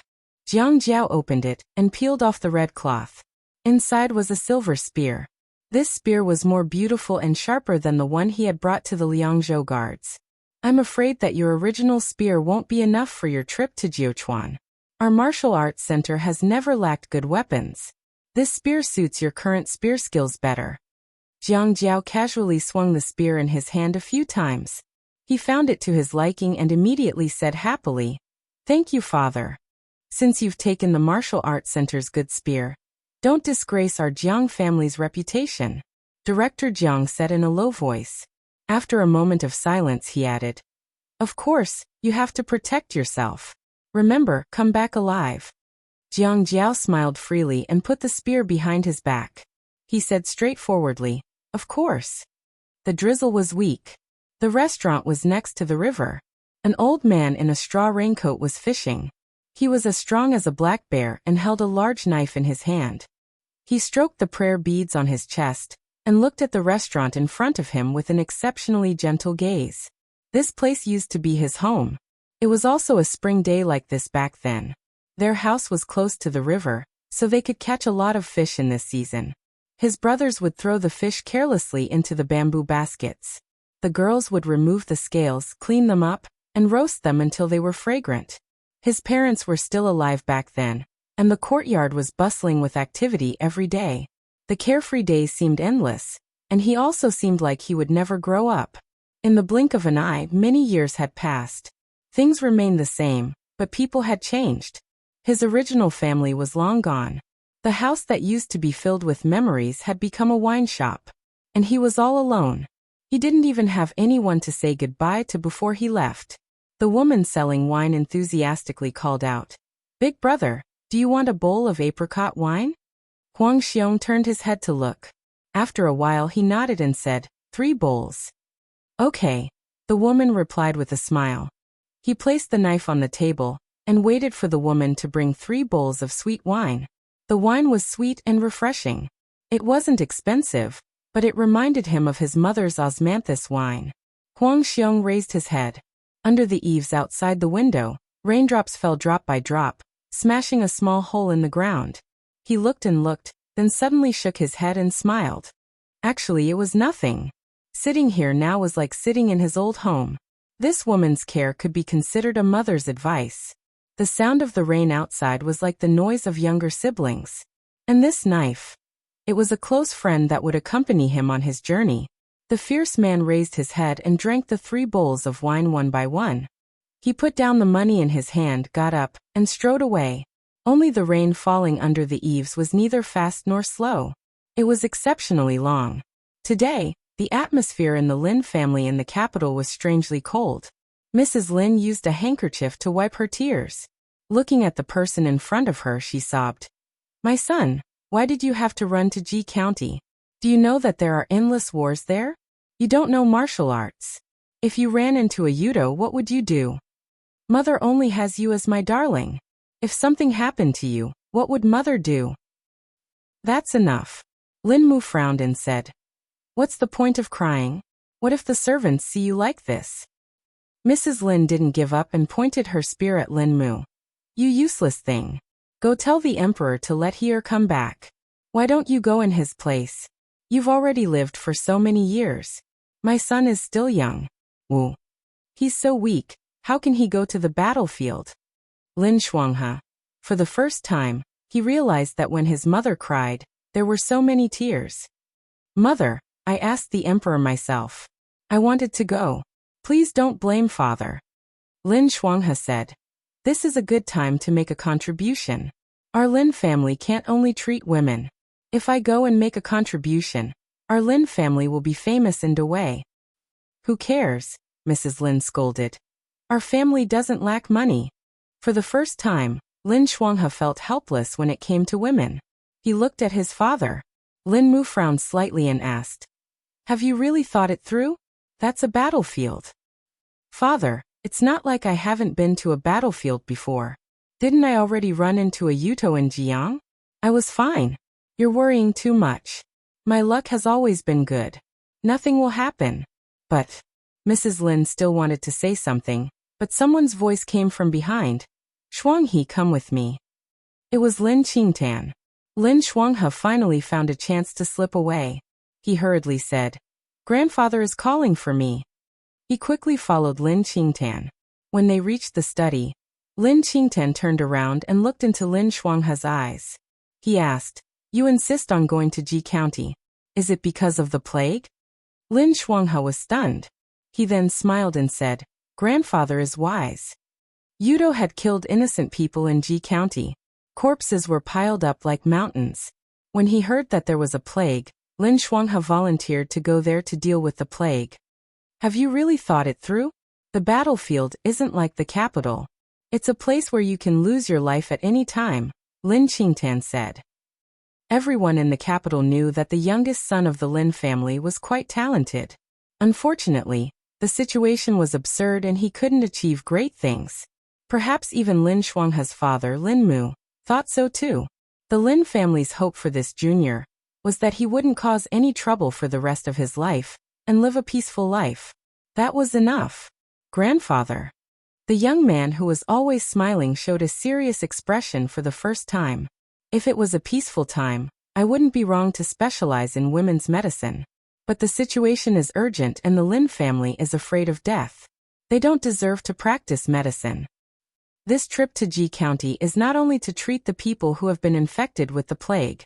The injured soldiers in the army also need to be treated by military doctors.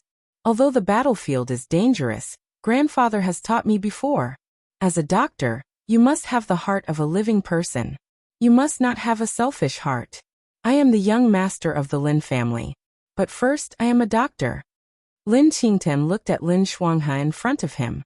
His eyes flashed. After a long time, this old man revealed a gratified smile for the first time. "A doctor is benevolent. You already have a benevolent heart. This is very good. Go to Ji County," he said. "Dr. Lin, that is also your battlefield." Chapter 259. He Yan accompanied He Sui and He Yinqing the day before she left. When He Yinqing found out that she was going to Jiuquan, he was extremely agitated and scolded. "I know you're skilled, but He Yan, that's Jiuquan. In the past, whether it was in the Rundu or Jiang, at least you didn't fight alone. You've never led an army by yourself, so how could you fight against those Yudo? Those Yudo are cunning and cruel. As soon as they broke through Jiuquan, they started to massacre the city. You're a woman if you were really captured." He Yinqing shuddered. "That would be hell that was more painful than death." "He Yinqing." He Sui shouted, "Speak properly.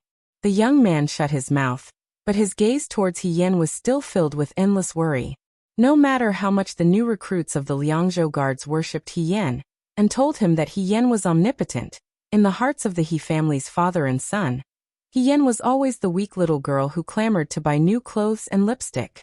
When a delicate plant was moved into the wild, it was already fortunate that it could survive after being exposed to the sun and wind. How could they let this plant fight and kill, fight for its life? It was simply ridiculous.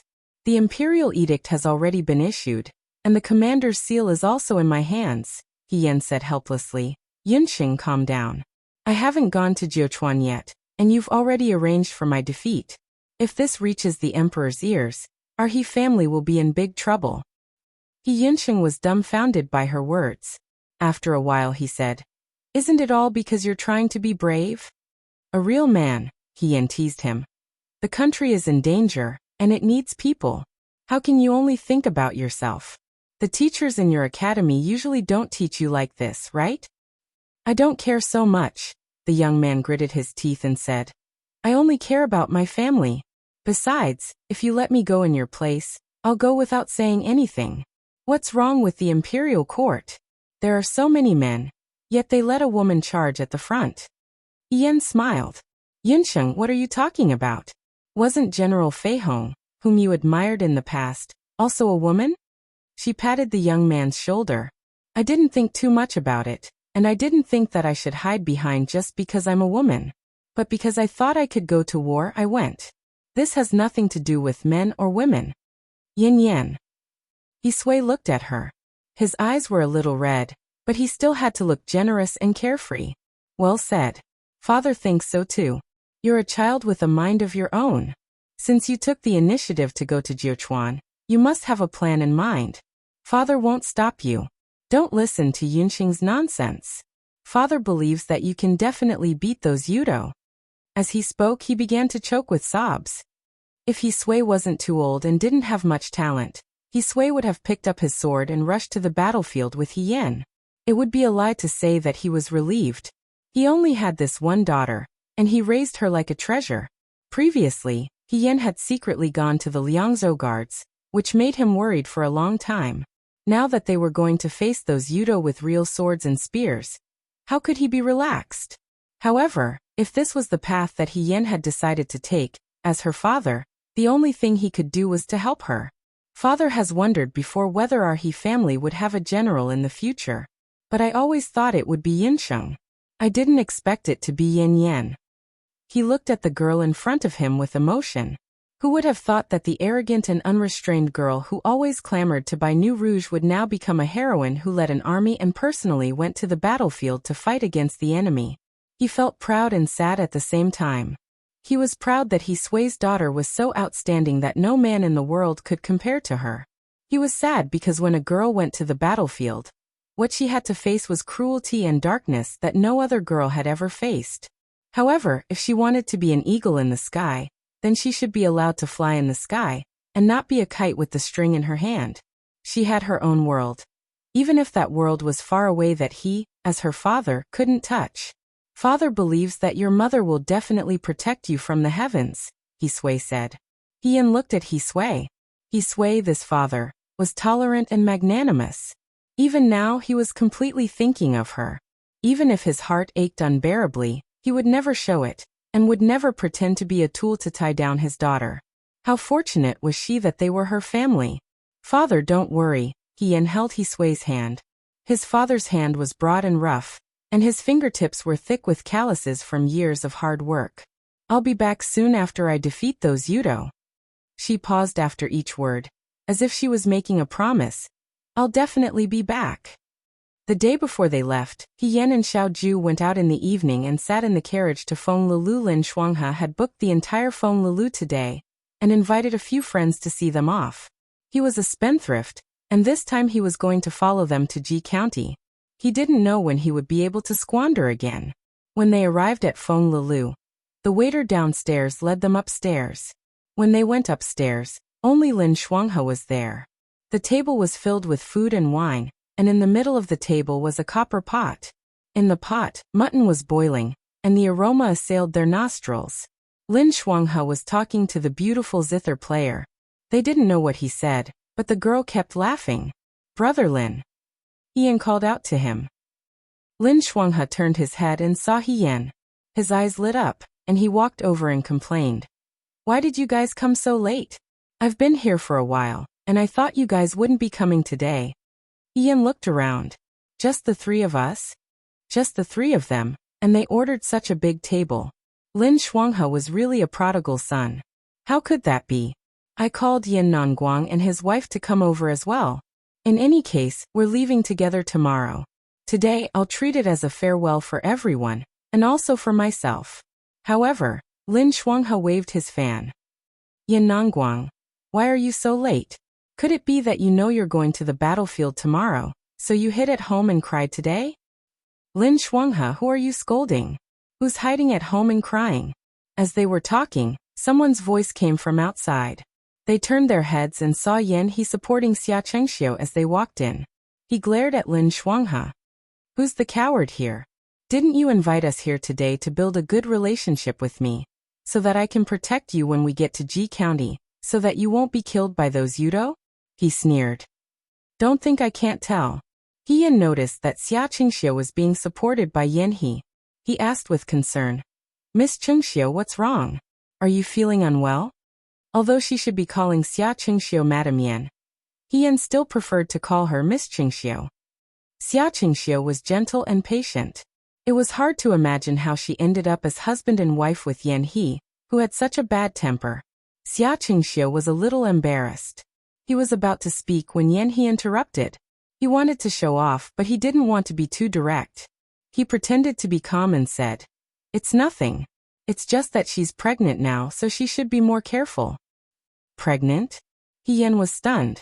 Lin Shuanghe said excitedly. Madam Yan is pregnant? Come, let me take a look. He reached out to grab Xia Chengxiu's hand. Yan He slapped his hand away and stood in front of Xia Chengxiu. He said angrily, What are you doing? I'm taking Madam Yan's pulse, Lin Shuanghe said.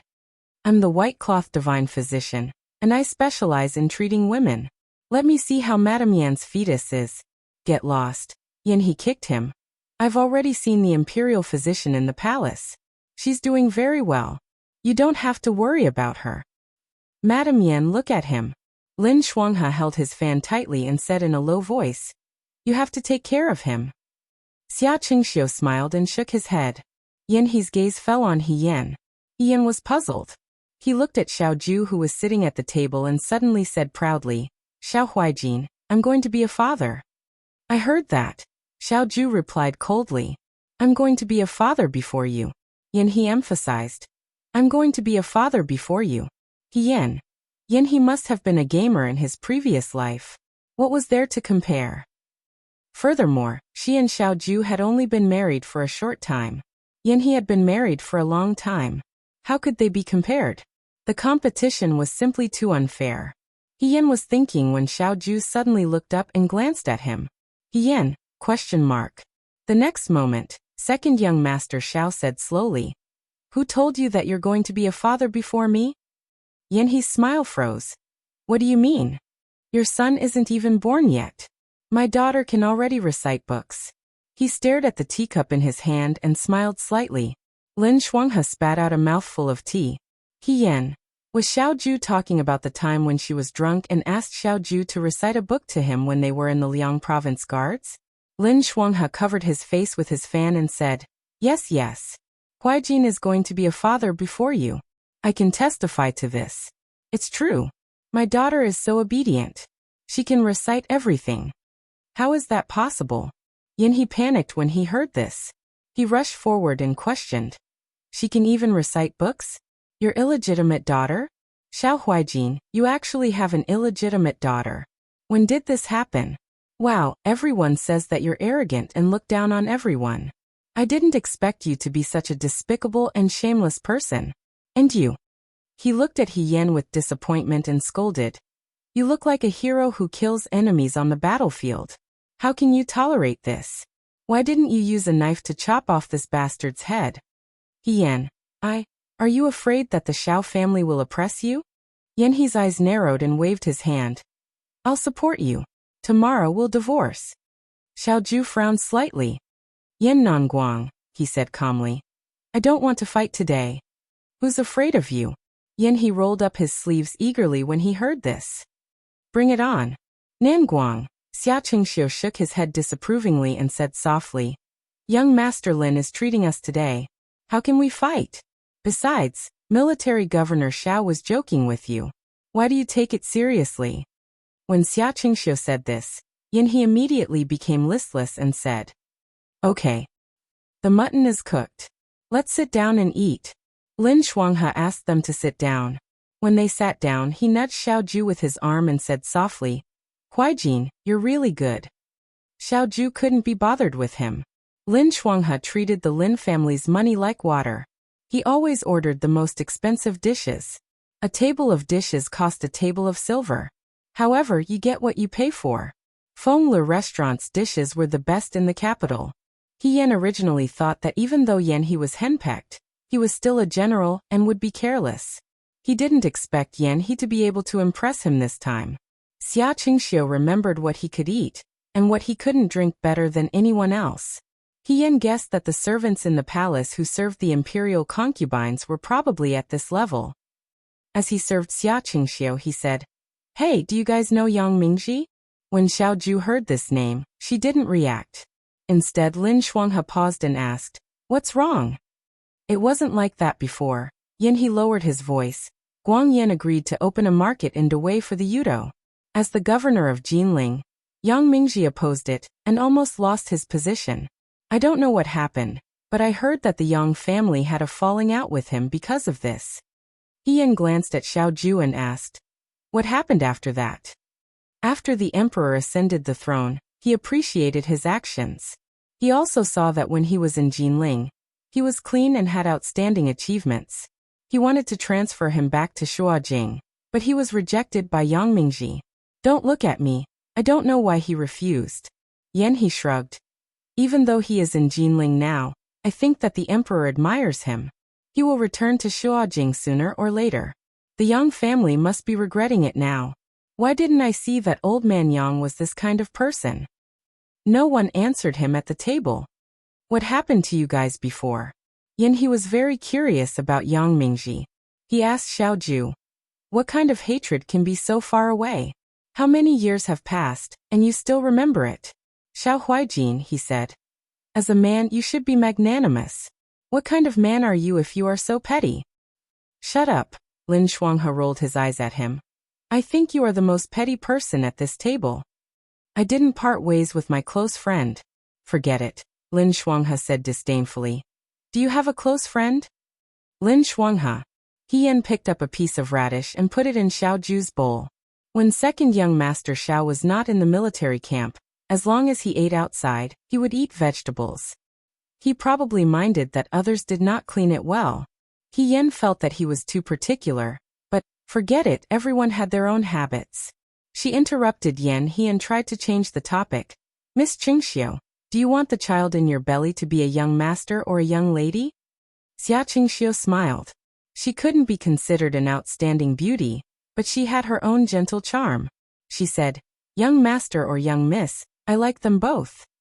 Yan asked Yan he, What about generals, Yan? I don't care if it is a young master or young lady. As long as it is my wife's child, of course I like it. Once Yan he mentioned his unborn child. His tail was about to reach the sky.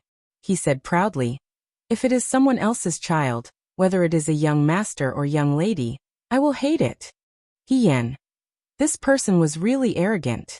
He did not know how other people's children had offended him.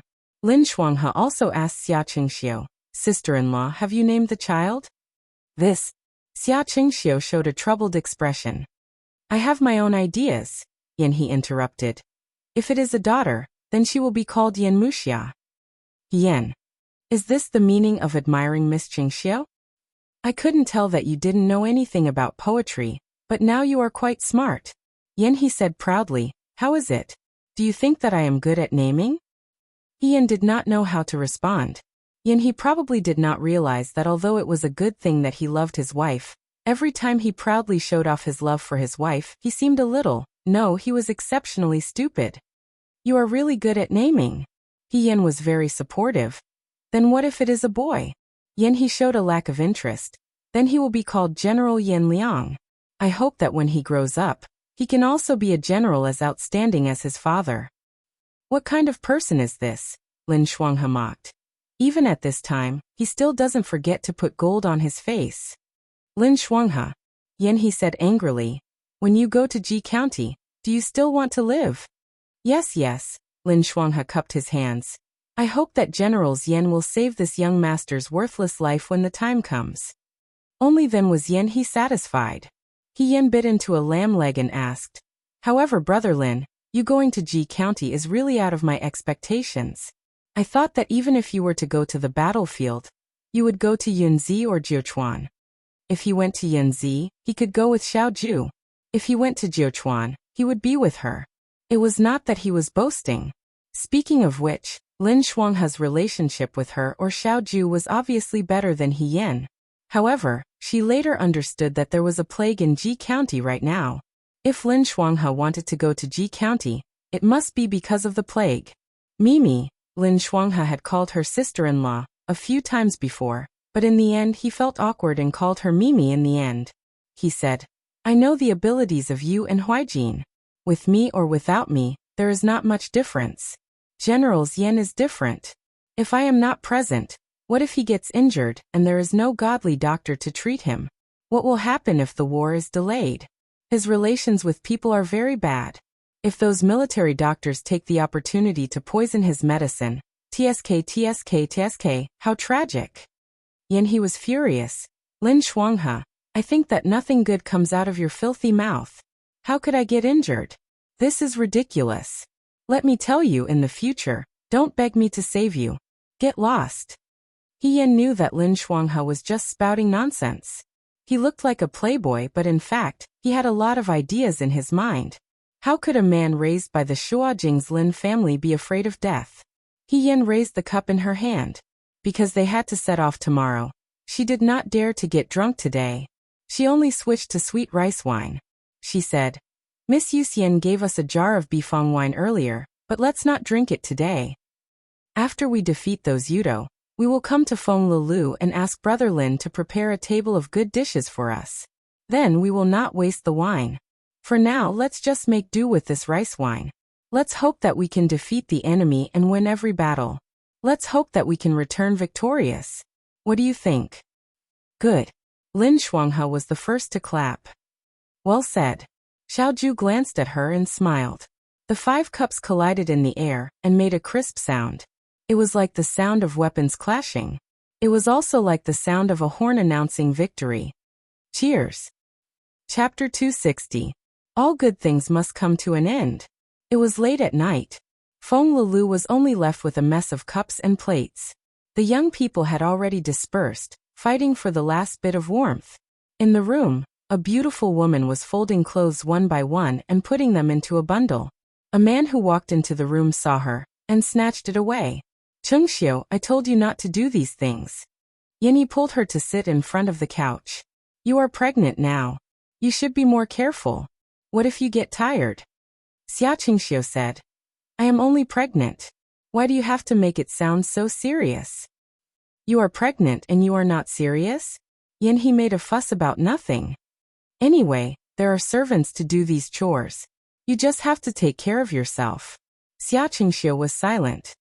I just remembered that you did not have time to wear 2 sets of new clothes. This time, I will bring them for you. Yen he rarely returned to the capital these 2 years. Sometimes he would leave the capital before he could wear the new clothes that Xia Chengxiu prepared for him. I am going to war. There is no need to dress so nicely. Yen he said without thinking. There is no need to bring so much. Xia Chengxiu was silent. Her silence made Yen he panic. Every time before he went to war, he was most afraid of Xia Chengxiu's silence. Xia Chengxiu's daughter was gentle and strong. When Yen he was young, he had seen his family members cry for him to stay when he went to war. Even his own mother was like this. However, Xia Chengxiu was never like this. At most he would be silent like this. However, this silence made him feel even more guilty and pity. As a general, when the country was in trouble, He would not shirk his duty. He had lived until now and was worthy of being the ruler of heaven and earth. The only thing he owed was his wife and children. Yet he hesitated for a moment. He pulled Xia Qingxiu into his arms and sighed softly. Qingxiu, I have wronged you. Xia Qingxiu was stunned for a moment before she smiled. What grievance is this? You went to Ji County in order to protect the Great Way's territory. Wasn't I able to live peacefully in the capital also, because of your protection? But He frowned. When you were pregnant, I couldn't be by your side. Being able to have a child with Xia Qingxiu was something to be happy about, but it also came with regret, disappointment, worry and guilt. Since I married you, of course, I already expected this day to come. Xia Qingxiu smiled. The situation is critical. Even if you're not in Shuajing, the little guy will understand. He looked at Xia Qingxiu's lower abdomen and covered it with his palm. He murmured, I don't know if it's the young master or the young lady. When I heard what you said at Fengla restaurant today, I thought you didn't care. Xia Qingxiu chuckled. I don't care whether it's a boy or a girl. After all, it's my blood. If it's really a son, do you really want him to be a general like you? Xia Qingxiu asked. He thought for a moment. I do want him to be a general, but if he doesn't like it and wants to be something else, that's fine. Besides, if our Wuxia wants to learn martial arts, that's not a problem. My classmate, General Fei Hong, was also a girl. If our Wuxia wants to be the second General Fei Hong, as her father, I will definitely support her. However, I'm much better than the father of the He family. I will definitely teach her everything I know and let her surpass General Fei Hong. Xia Qingxiu stared at him and nodded. I understand. You still like the young lady. Seeing that he was exposed, he was not angry. He said, That's right. Xia Qingxiu couldn't help but laugh. After laughing, he leaned his head on He's shoulder and said softly, I'm saying if, when Wuxia is born, it'll be good to have you by her side. He was stunned. Once the war started, no one could say for sure when it would end. Maybe they could make it in time, maybe they couldn't. He held Xia Qingxiu's hand. I'll try my best. Qingxiu, I also want to see our child being born. The night in Shuo City didn't seem to be as cold as before. The heater in the room was removed. He took a bath and went to the bedroom. He saw Xiao Ju sitting in front of the table, wiping her sword. She held drinking autumn in her hand. It didn't look like a sword, but more like a rare treasure. It was hard to imagine that such a beautiful sword could be so sharp on the battlefield that it could cut the enemy's golden sword and split the enemy's arrow in half. He used a silk cloth to wipe away the last specks of dust on the tip of the sword. Just as he put the sword back into its scabbard, he saw another sword in front of him. It was accompanied by the laughter of the person beside him. Military Governor Xiao, help me wipe it too. Xiao Ju glanced at her. He looked at him with a grin. After a moment, he silently took the sword, pulled it out, and really began to help her wipe it. He sat down in front of the table. Qing Lang and Drinking Autumn were two completely different swords. It was reasonable to say that a woman's sword should be light and agile. However, Qing Lang was very heavy. Even if a man held it, it wouldn't be easy. The body of the sword was green and simple. At first glance, it looked very ordinary. However, upon closer inspection, it was very different. It was just like the owner of the sword. He rested his chin on his hand as he looked at the young man in front of him. He had also just taken a bath, and was only wearing a jade-colored inner garment with a casual outer garment. His attire was not very proper. He was originally a lazy beauty, but he had to meticulously wipe his sword. Thus there was a bit of austere coldness mixed together, and it made people unable to move their eyes away. Xiao Ju noticed Hian's gaze and asked, What are you looking at? I'm thinking. Hian didn't hide anything. Your face is indeed worthy of the title Jade Face Commander. For a general to look like this, it was an insult to the other generals. Xiao Ju's mouth twitched. It was very strange. He didn't like others to talk about his appearance. Judging a person by appearance was a superficial thing. However, whenever Hian directly praised his appearance, he didn't feel disgusted. In fact, he even enjoyed it. Sometimes, Xiao Ju would reflect on himself and wonder if he had become superficial. That was why he was happy. He Yin waited for him to finish wiping the sword. Then he put the sword back into the scabbard and stood up to hang the two swords on the wall. As soon as Xiao Ju finished hanging the swords, he was hugged from behind. He Yin loved hugging him like this.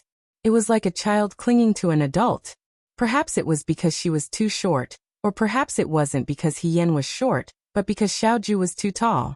In any case, every time she hugged Xiao Ju's waist, her expression would be filled with pure happiness. This happiness would make people feel warm in their hearts. Heroine. The young man stood motionless. His voice carried a hint of mockery. Are you going to strangle me to death? Her disapproving voice came from behind. I haven't even used my strength yet. Military Governor Xiao, why are you so weak? Then, she reached out and touched his waist. Xiao Ju. Yen. He Yin touched the sachet on his waist and pulled it over. She held it in her hand and said, Xiao Ju, is this how you advertise my needlework? Xiao Ju turned around and looked at the sachet in her hand. She raised her eyebrows slightly. That seems to be mine. He Yin was speechless. She didn't notice it at first. However, when she left today, Lin Shuanghe said to her, Sister He, what's with that ugly sachet on Huijin? He's the second son of a Xiao family. It's really unsightly for him to wear such an ugly accessory. Since you're his wife, you should pay attention to it occasionally. He Yin paid attention to it. It was fine if she didn't, but once she did, she felt both angry and amused. Previously, Bai Rongwei had given Xiao Ju a protective talisman. The protective talisman was placed in a sachet. At that time, out of some secret thoughts, He Yin had embroidered a moon in the sachet. To be honest, the moon was not very beautiful. However, it was still a token of her goodwill. Now, it seemed that Xiao Ju had discovered the secret. However, even if she discovered it, why did she flip the sachet upside down and show the embroidered side? Anyone who saw it would only think that it was an ugly sachet. You didn't tell them that I embroidered it, right? Ian asked nervously. It's so ugly. I definitely didn't embroider it. Xiao Ju laughed. Oh, I only told them that it was my wife who embroidered it. Ian's heart turned to ashes. She returned the sachet to Xiao Ju. It's fine. You've already embarrassed yourself. However, don't you think that it's ugly when you wear it? This was like the elegant Prince Lin Shuanghe holding an iron hoe as a decoration. Ugliness was secondary. The main thing was that it didn't match. Is it? Xiao Ju fastened the sachet to the button of her outer garment. I think it's not bad. Ian thought to himself. Could it be that being blind is contagious? He turned around and looked at Hien. When we arrived at Yunzi, when I saw it, it felt like I was looking at you. Hien. Are you trying to say that I'm ugly? He was stunned for a moment. Then he laughed and said leisurely, your way of thinking is always different from ordinary people. Hien also laughed. How was she different from ordinary people? It was just that she didn't want to make the atmosphere sad. People were always especially vulnerable and sad when they were about to leave. However, she didn't want to. If she knew that her goal was in front of her and she knew where she was going, then she would take big steps forward and walk forward confidently. The so-called weakness was the other side of the armor. Xiao Ju, can you promise me something? She asked. What is it? Jiuchuan and Yunzi are not in the same direction.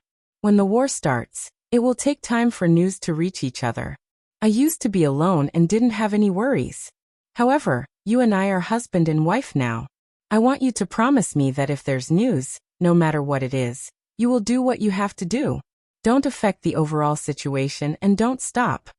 She looked at the man in front of her. Continue to walk forward. No one could guarantee the outcome of the war. This was the first time she was going to war with her sweetheart. A person couldn't be distracted. When a general was on the battlefield, all his energy could only be used on the battlefield in front of him and the enemy. Every time he was distracted, it was a big taboo. At that time, the so-called husband, son, father, these titles all had to be cast aside. On the battlefield, if it wasn't a soldier, then it was a general. That was all. Of course, she was the same. This sentence also applies to me, Hien said. No matter what I encounter, no matter what I hear, I will lead my troops forward. I won't retreat or stop for anything. The girl's eyes were bright and seemed to be a little apologetic. She hesitated for a moment. You might think that I'm very heartless. I promise you, Xiaoju interrupted her. Yan was stunned. Xiaoju said, you also have to promise me one thing.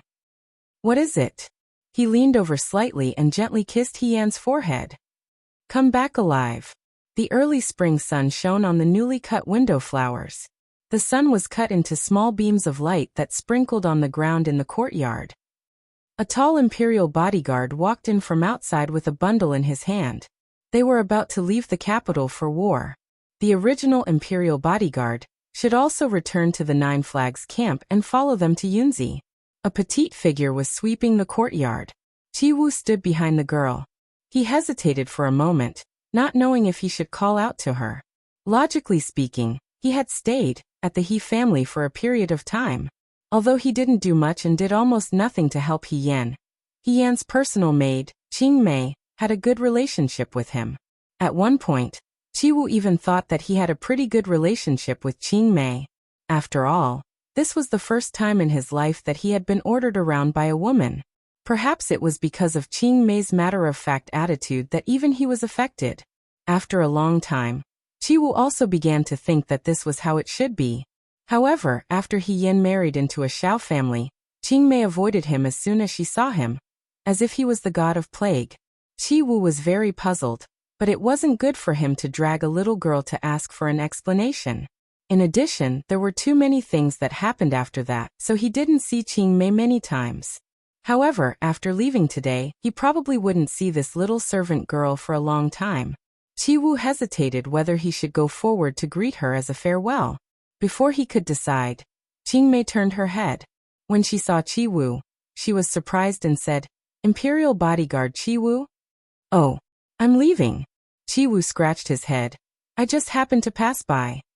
After saying this, he didn't know what else to say and planned to turn and leave. Wait.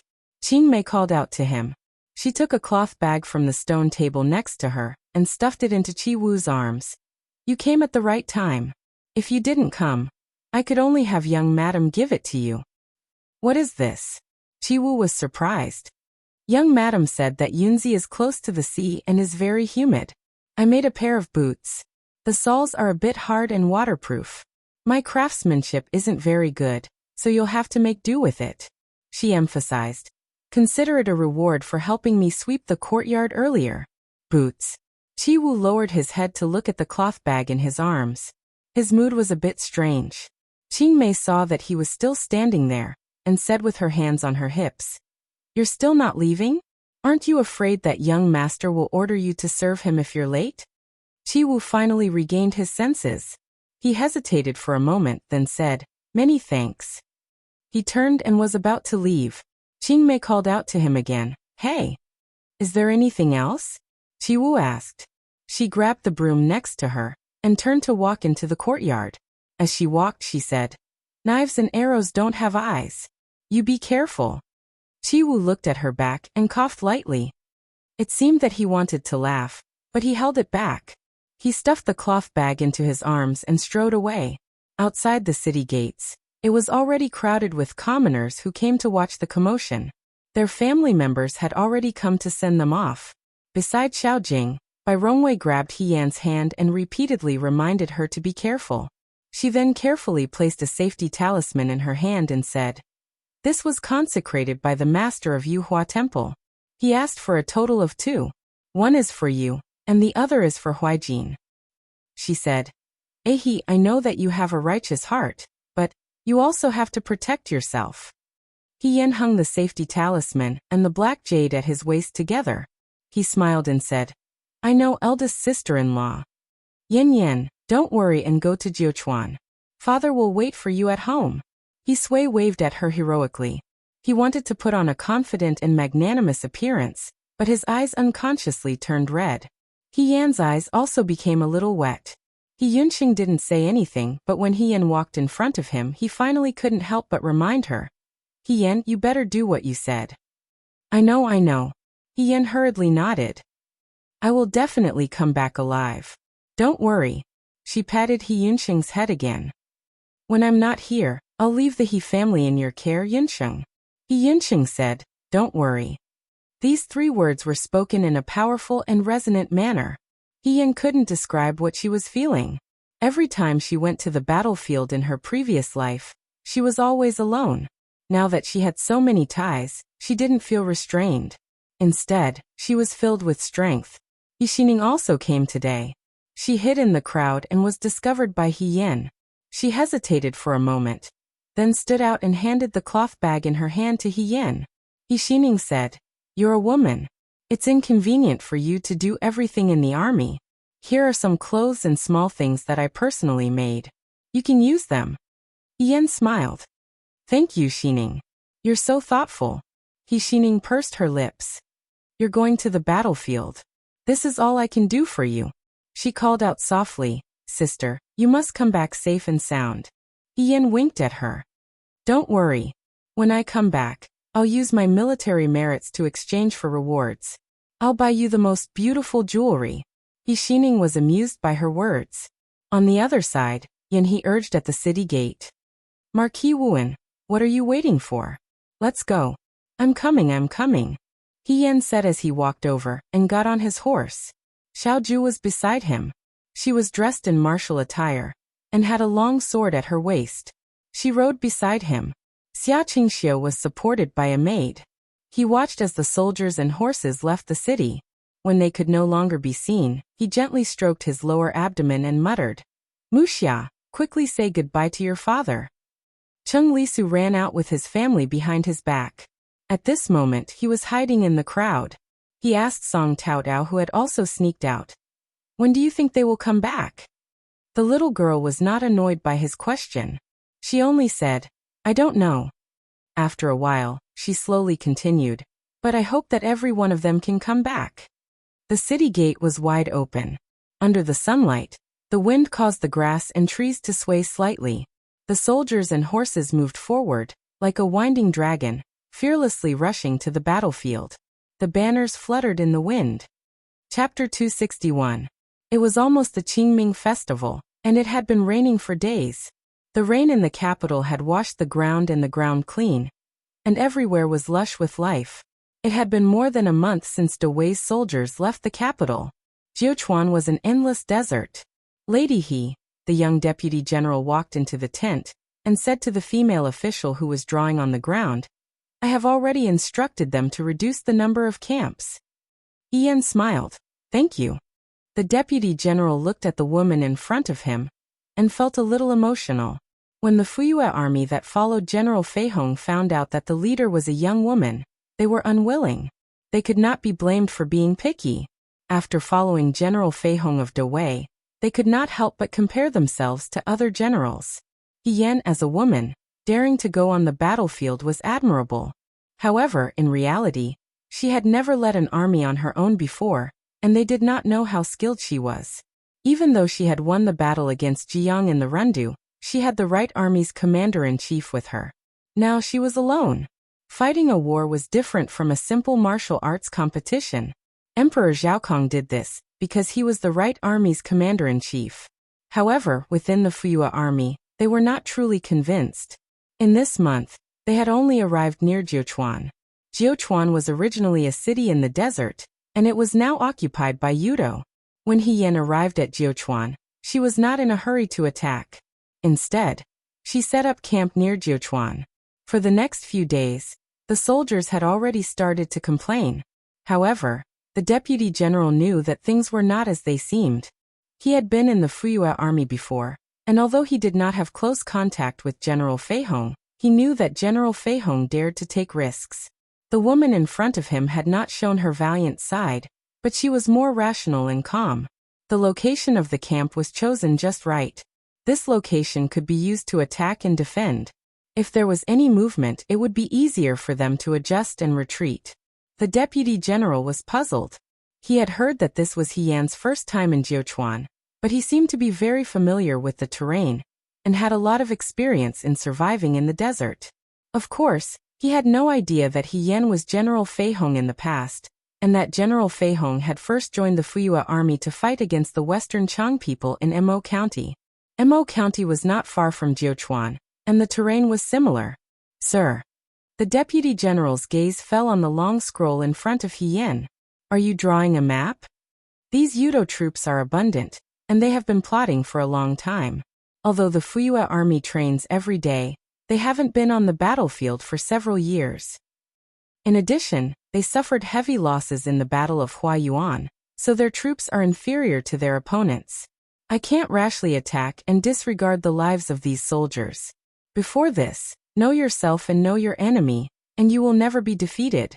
Every day, she asked Shirtu, Wang Ba, and the others to scout around Jiuquan City from afar. They didn't have to go too close, and after they were familiar with the terrain, she would go deeper. After a few days, she finally drew a complete map. With this map, the Fuyue army, which was originally inferior to the Yudo in terms of numbers, would be able to unleash their full potential. However, Hien sighed in her heart. She knew that the Yudo had rested for many years and would definitely have abundant military equipment. However, when she arrived in Jiuquan, she realized that the Yudo's troops were much stronger than she had imagined. If it was only Jiuquan, it would be fine. If the other three places were also like this battle for the Dawei would be really difficult. For so many years, Emperor Wenxian valued the civil and despised the military. The Dawei's troops had stagnated, and the Yudo had gained the upper hand. It seemed that the Huayuan, Rundu, and even Jiang were all just a pretense. The Yudo didn't show their true military strength. Their goal was to make them lower their guard. That made sense. If it wasn't for that, how could these 4 cities have fallen so quickly? "Milord, you have to take care of your health." The deputy general thought for a while and reminded her, "Milord, you haven't slept much these few days." "It's fine. I know what to do," Hien continued without raising her head. Seeing her like this, the deputy general didn't say anything else. He bowed and left. After he left, someone called from outside, "Milord Hien, come in." Jiang Jiao and Shirtu came in. Like the other soldiers, they called Hien Milord He.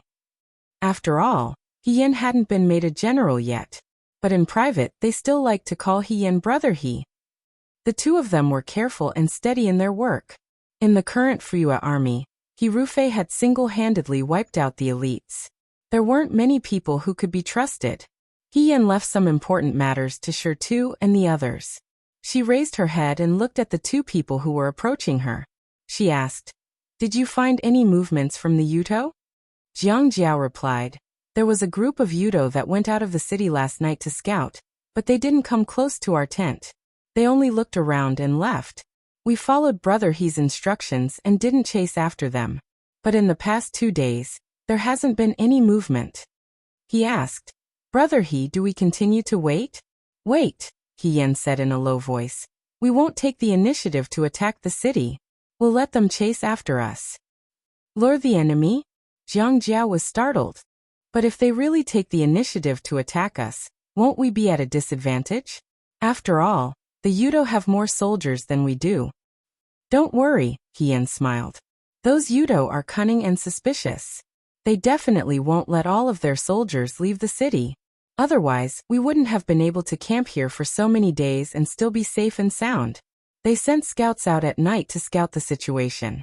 It's nothing more than trying to find out more about us." Hien stood up and walked to the wooden tray in the tent. There were many small hills piled up with sand. Next to the hills were marks made with grains of rice. She picked up a branch and pointed at it for the 2 people to see. "Moreover, the place where we're camping is a gorge. The Yudo are afraid that we'll set up an ambush on the road behind us. Of course, they won't dare to act rashly. Previously, I fought with the Yudo in Jiang and Rundu. If Maka and Huayet's people sent word back to the Yudo leader of Jiuquan should have heard of my name. But he can't be sure if I can really lead troops. He looks down on me, but because of what happened in Rundu and Jiang, he doesn't dare to look down on me. Guess what he'll do?" "Do what?" Jiang Jiao didn't understand. "He'll find a way to prove that I'm not capable. After he finds evidence, he'll look down on me with reason." Hien smiled. "Although I don't quite understand why the Yudo's generals are always like this, since they want to see a woman who only has a name but doesn't actually know how to lead troops, then I'll show them what they want to see." So, Shirtu, who had been silent all this time, suddenly brightened up.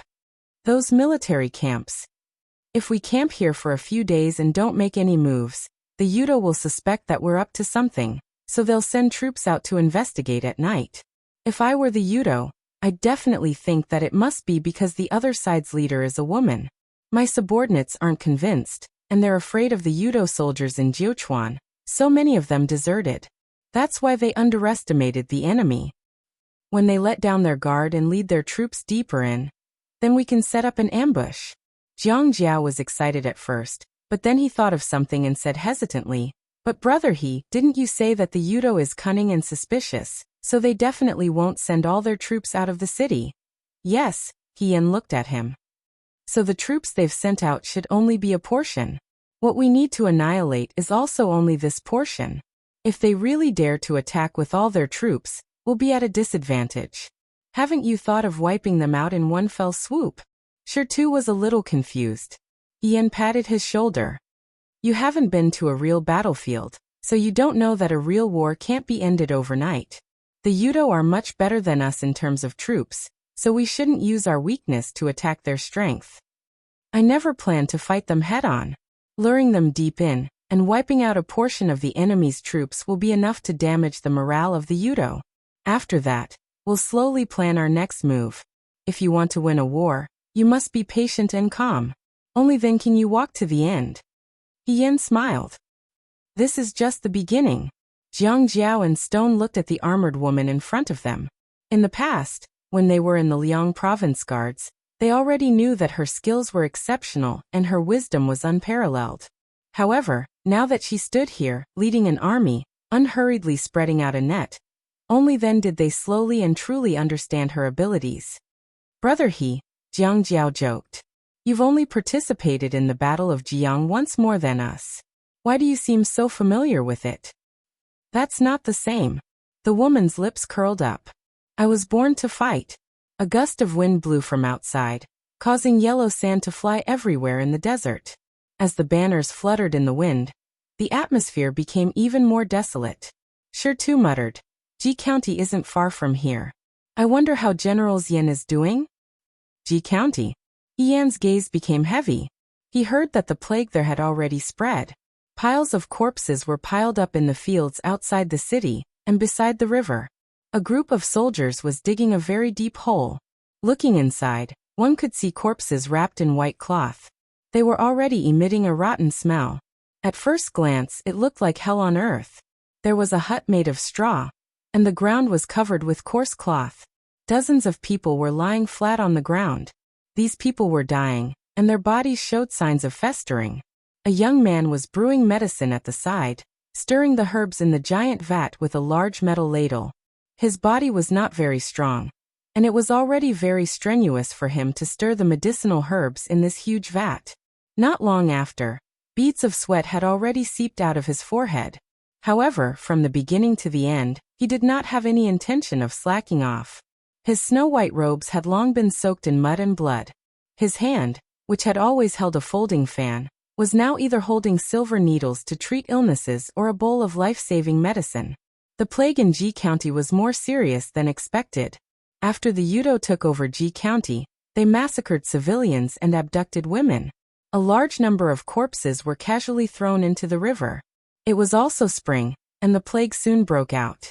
The Yudo directly chased out all the Dawei civilians who were still alive, leaving them to fend for themselves.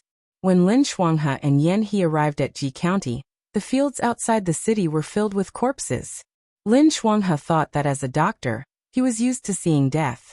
However, when he first arrived, he could not help but be shocked by the tragedy. Yan He's troops were used to deal with the Yudo. There were not many military doctors here. He was the grandson of Lin Shuanghe.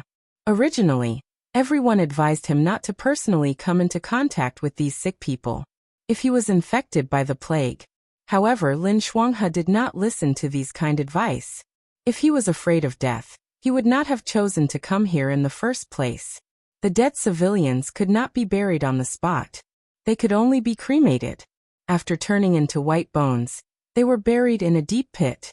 This was already the best method. Even so, they could still hear the cries of their family members who were still alive every day. He scooped the medicinal soup into a broken bowl and left it to dry. When it was slightly cooler, he brought it to the straw shed and fed it to the patients. He was originally a very particular young master. He always had some vanity. Even when he treated female patients in Shua City, he would smile brightly when he saw cute and well-dressed women. But now, the patients here had a strange smell on them. They were dirty and hideous, but he did not dislike them at all. The patient that Lin Shuanghe helped up was a woman. She should still be very young. Her appearance was average, even a little too plump. Lin Shuanghe scooped up a spoonful of medicinal soup and brought it to her lips. She carefully drank it. Looking at the gentle and handsome young master in front of her, she blushed slightly. Even the pain in her body seemed to lessen. "Dr. Lin, I can do it myself," she said in a small voice. "That won't do," Lin Shuanghe said sternly. "How can I let a beautiful lady drink the medicine herself? I am a gentleman who has tender feelings for the fairer sex." The patients in the straw shed heard this and smiled kindly. This Dr. Lin was good-looking and had a good temperament. He was different from the stern and fierce general. He was always smiling. He was also in the mood to joke with everyone. He talked about everything under the sky, even though they might not be able to see the next morning. Even though it was such a tense and sad moment, his attitude never changed. Therefore, with him around, the atmosphere was much more relaxed. It was as if nothing was different from before. It was as if when they woke up, G County would still be the same G County, and everything would be solved. After feeding all the medicine in the straw shed to the patients, Lin Shuanghe told them to rest well. Only then did he pick up all the bowls. He rinsed the bowl of medicine with boiling water before stopping. He rubbed his shoulders and finally had the chance to examine himself. However, when he looked at the stains on his body, he stared blankly for a while before giving up. It was because the white robes he brought were all cut into cloth to bandage the wounds of the patients. Now this was the last piece of clothing. There were no other white robes to replace it. Lin Shuanghe walked to the other side. The soldiers that Yan he brought had fought with the Yudo a few times. There were victories and defeats. The terrain outside Ji County City was complicated. The Yudo were in the city and it was easy to defend. The battle was at a stalemate. Fortunately, Yan he himself was not affected by this matter. He seemed to be in good spirits and his morale was high. Moreover, the plague was now slightly under control. The panic did not continue to spread. Even though this battle would not be easy to win for the time being, things were moving in a good direction. In last night's surprise attack, Great Wei had won a small victory. There were many new wounded soldiers and some soldiers who died in battle. The soldiers who died in battle were buried on the spot. Lin Shuanghe let the other military doctors treat the wounded soldiers first. He himself took over the most dangerous plague patients. At this moment, he saw a few lightly injured soldiers sitting and talking by the river in front of the tent. Yan he was sitting on the ground, drinking water from his mouth without any care for his image. Lin Shuanghe dragged his tired feet and walked over. He spread his hands in front of Yan he. Yan he was confused. He slapped his hand away. "What are you doing?" "Generals Yan," Lin Shuanghe licked his lips. "I was busy treating the patients until now. You didn't even leave me a bowl of wild vegetable soup. I'm starving to death. You should at least give me something to eat." Yan he rolled his eyes at him. He took out a dry biscuit and threw it to him. Eat. You won't choke to death." If it was any other day, Lin Shuanghe would definitely argue with him. Today he was really weak and hungry. He sat down and took a big bite of the biscuit. The biscuit was dry. When he swallowed it, it hurt his throat. The taste was not considered delicious. Lin Shuanghe really choked. Yan he looked at him with disdain. He passed the water bottle in his hand to him. "Are you reincarnated from a hungry ghost?"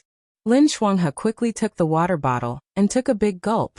After he swallowed the biscuit in his mouth, he said, "Big brother, I haven't eaten for the whole day.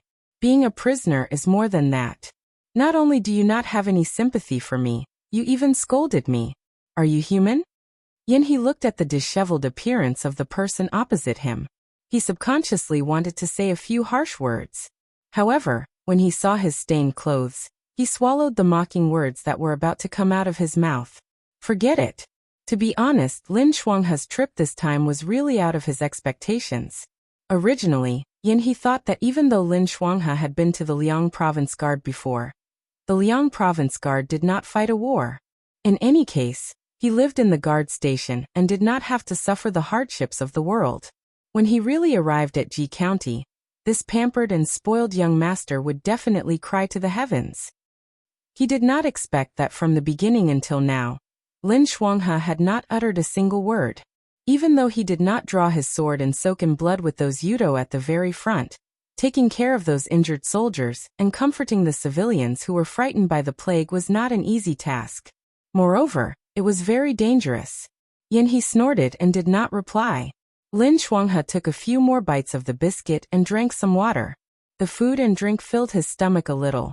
He did not feel as uncomfortable and became spirited again.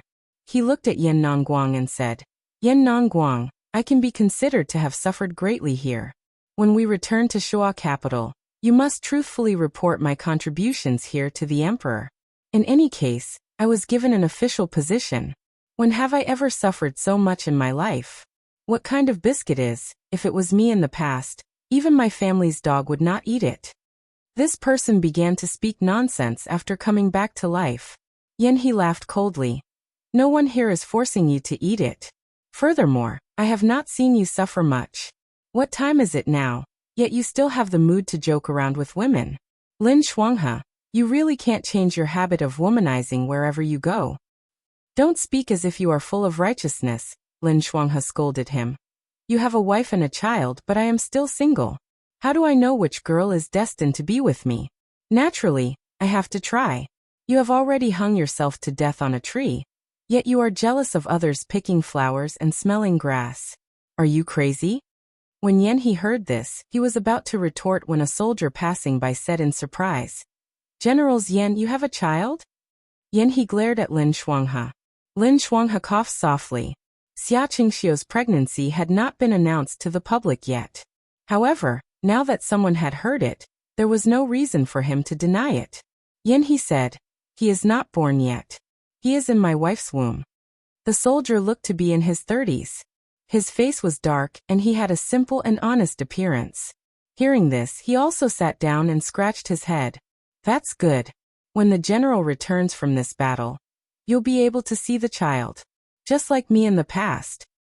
"You?" Yin He asked. "You have a child?" "Nonsense." Lin Shuanghe could not help but say. "Do you think you are the only one in the world who can be a father?" The man scratched his head and smiled. "Yes, there are two. The older one is 3 years old, and the younger one is just 1 month old. When I returned this time, I wanted to accompany my wife for a few more days, but I didn't expect the Yudo to come. I told my wife that when I return after the war and get my salary, I will make a silver necklace for my younger son. As for my older daughter, when I left, she cried so much that my heart was broken." Yin He had never been an approachable person. Because of his noble background and arrogant temperament, even when he interacted with his subordinates, he would always be a little arrogant. Today, because this man was also his father, it was rare for him to say a few more words. He asked, "Do you have a deep relationship with your daughter? You have been living in the military camp, and you don't go home often, right? How can she still be close to you?" Lin Shuanghe was puzzled. "Are you seeking the experience of your predecessors for the trouble you may encounter in the future?" Yin He scolded him, "Shut up." Then he looked at the man in front of him. "Tell me quickly." "This, I don't know either." The man was a little confused. "It's true that I don't go home often, but every time I go home, I remember to bring her favorite malt candy, buy her beautiful cloth, and ask my wife to make new clothes for her. Generals Yin, you don't have to worry. People say that daughters are all biological fathers. If your wife gives birth to a daughter, she will definitely be very close to you, Generals Yin." Yin He was elated by his words, but then his expression became serious. "What if it's a son?" "Isn't that better?" The man said. "The general can bring the young master with him. Father and son don't have to be separated on the battlefield." Yin He suddenly understood and looked at the person in front of him. "I didn't expect you to be so smart as a father." Lin Shuanghe was speechless when he heard this. After the man was praised by his superior, he laughed foolishly for a while. Suddenly he became silent again. After a while he sighed and said, "When my daughter left, she kept hugging my leg. I know that she was afraid that I would die on the battlefield. If," he looked at the sky far away, "I can go back alive, I will definitely buy her favorite candy cake." He was stunned for a while. After a while he also looked into the distance. The sky was dyed red by the setting sun. The setting sun was like blood. And the field was gentle and silent. "Don't worry," he said. "She will definitely eat the candy cake you bought." Chapter 262. The yellow sand stretched for thousands of miles. And the dark clouds hung low. The sandstorm kicked up dust as the two armies clashed. After the Dawei troops camped outside Jiuquan City for 5 days, the Yudo in the city could no longer hold back. The number of soldiers decreased by the day, and the marquises from Dawei never faced them head-on. Even the spies they sent out fought with the Dawei soldiers. When the Dawei soldiers reached the city gates, they did not dare to continue the chase. Ever since it was engraved in the Yudo's bones, the news that Maka and Huyate had sent back was treated as an excuse for their incompetence. A woman, who only had a bit of fame because of her husband, was nothing to be afraid of. Even the Dawei's own subordinates could not control her. In just 5 days, half of them had deserted. The Yudo leader was certain that the Dawei soldiers were afraid. That night, he ordered his elite troops to chase after the remaining Dawei troops. When the Yudo soldiers reached the outskirts of the city and walked towards the Gobi Desert, they suddenly heard the deafening sounds of fighting. The Dawei troops who were lying in ambush on both sides fired arrows at the same time. The arrows rained down like a storm, catching them off guard. Right at this moment, another group of cavalrymen charged over with sabers in their hands. The one in the lead was a young woman in red armor. Her eyes were sharp, and she held a pale sword in her hand. It was as if she wanted to cut through the sky. She was unrivaled as she rode on the wind. The two armies clashed, and the sound of drums filled the air.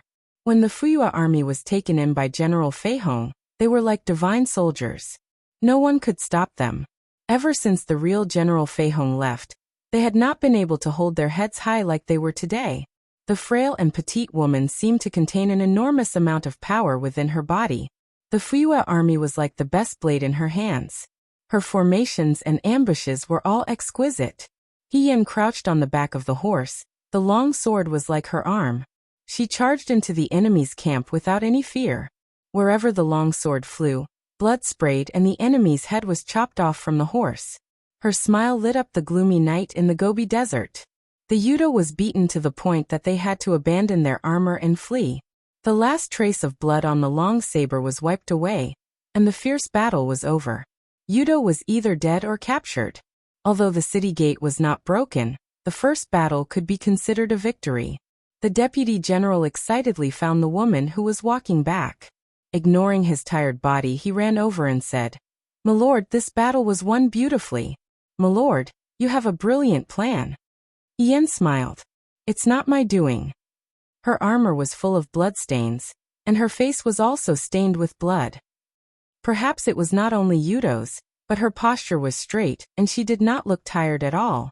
Instead, her eyes were bright and full of energy. When the Fuyua army saw her, they felt relieved.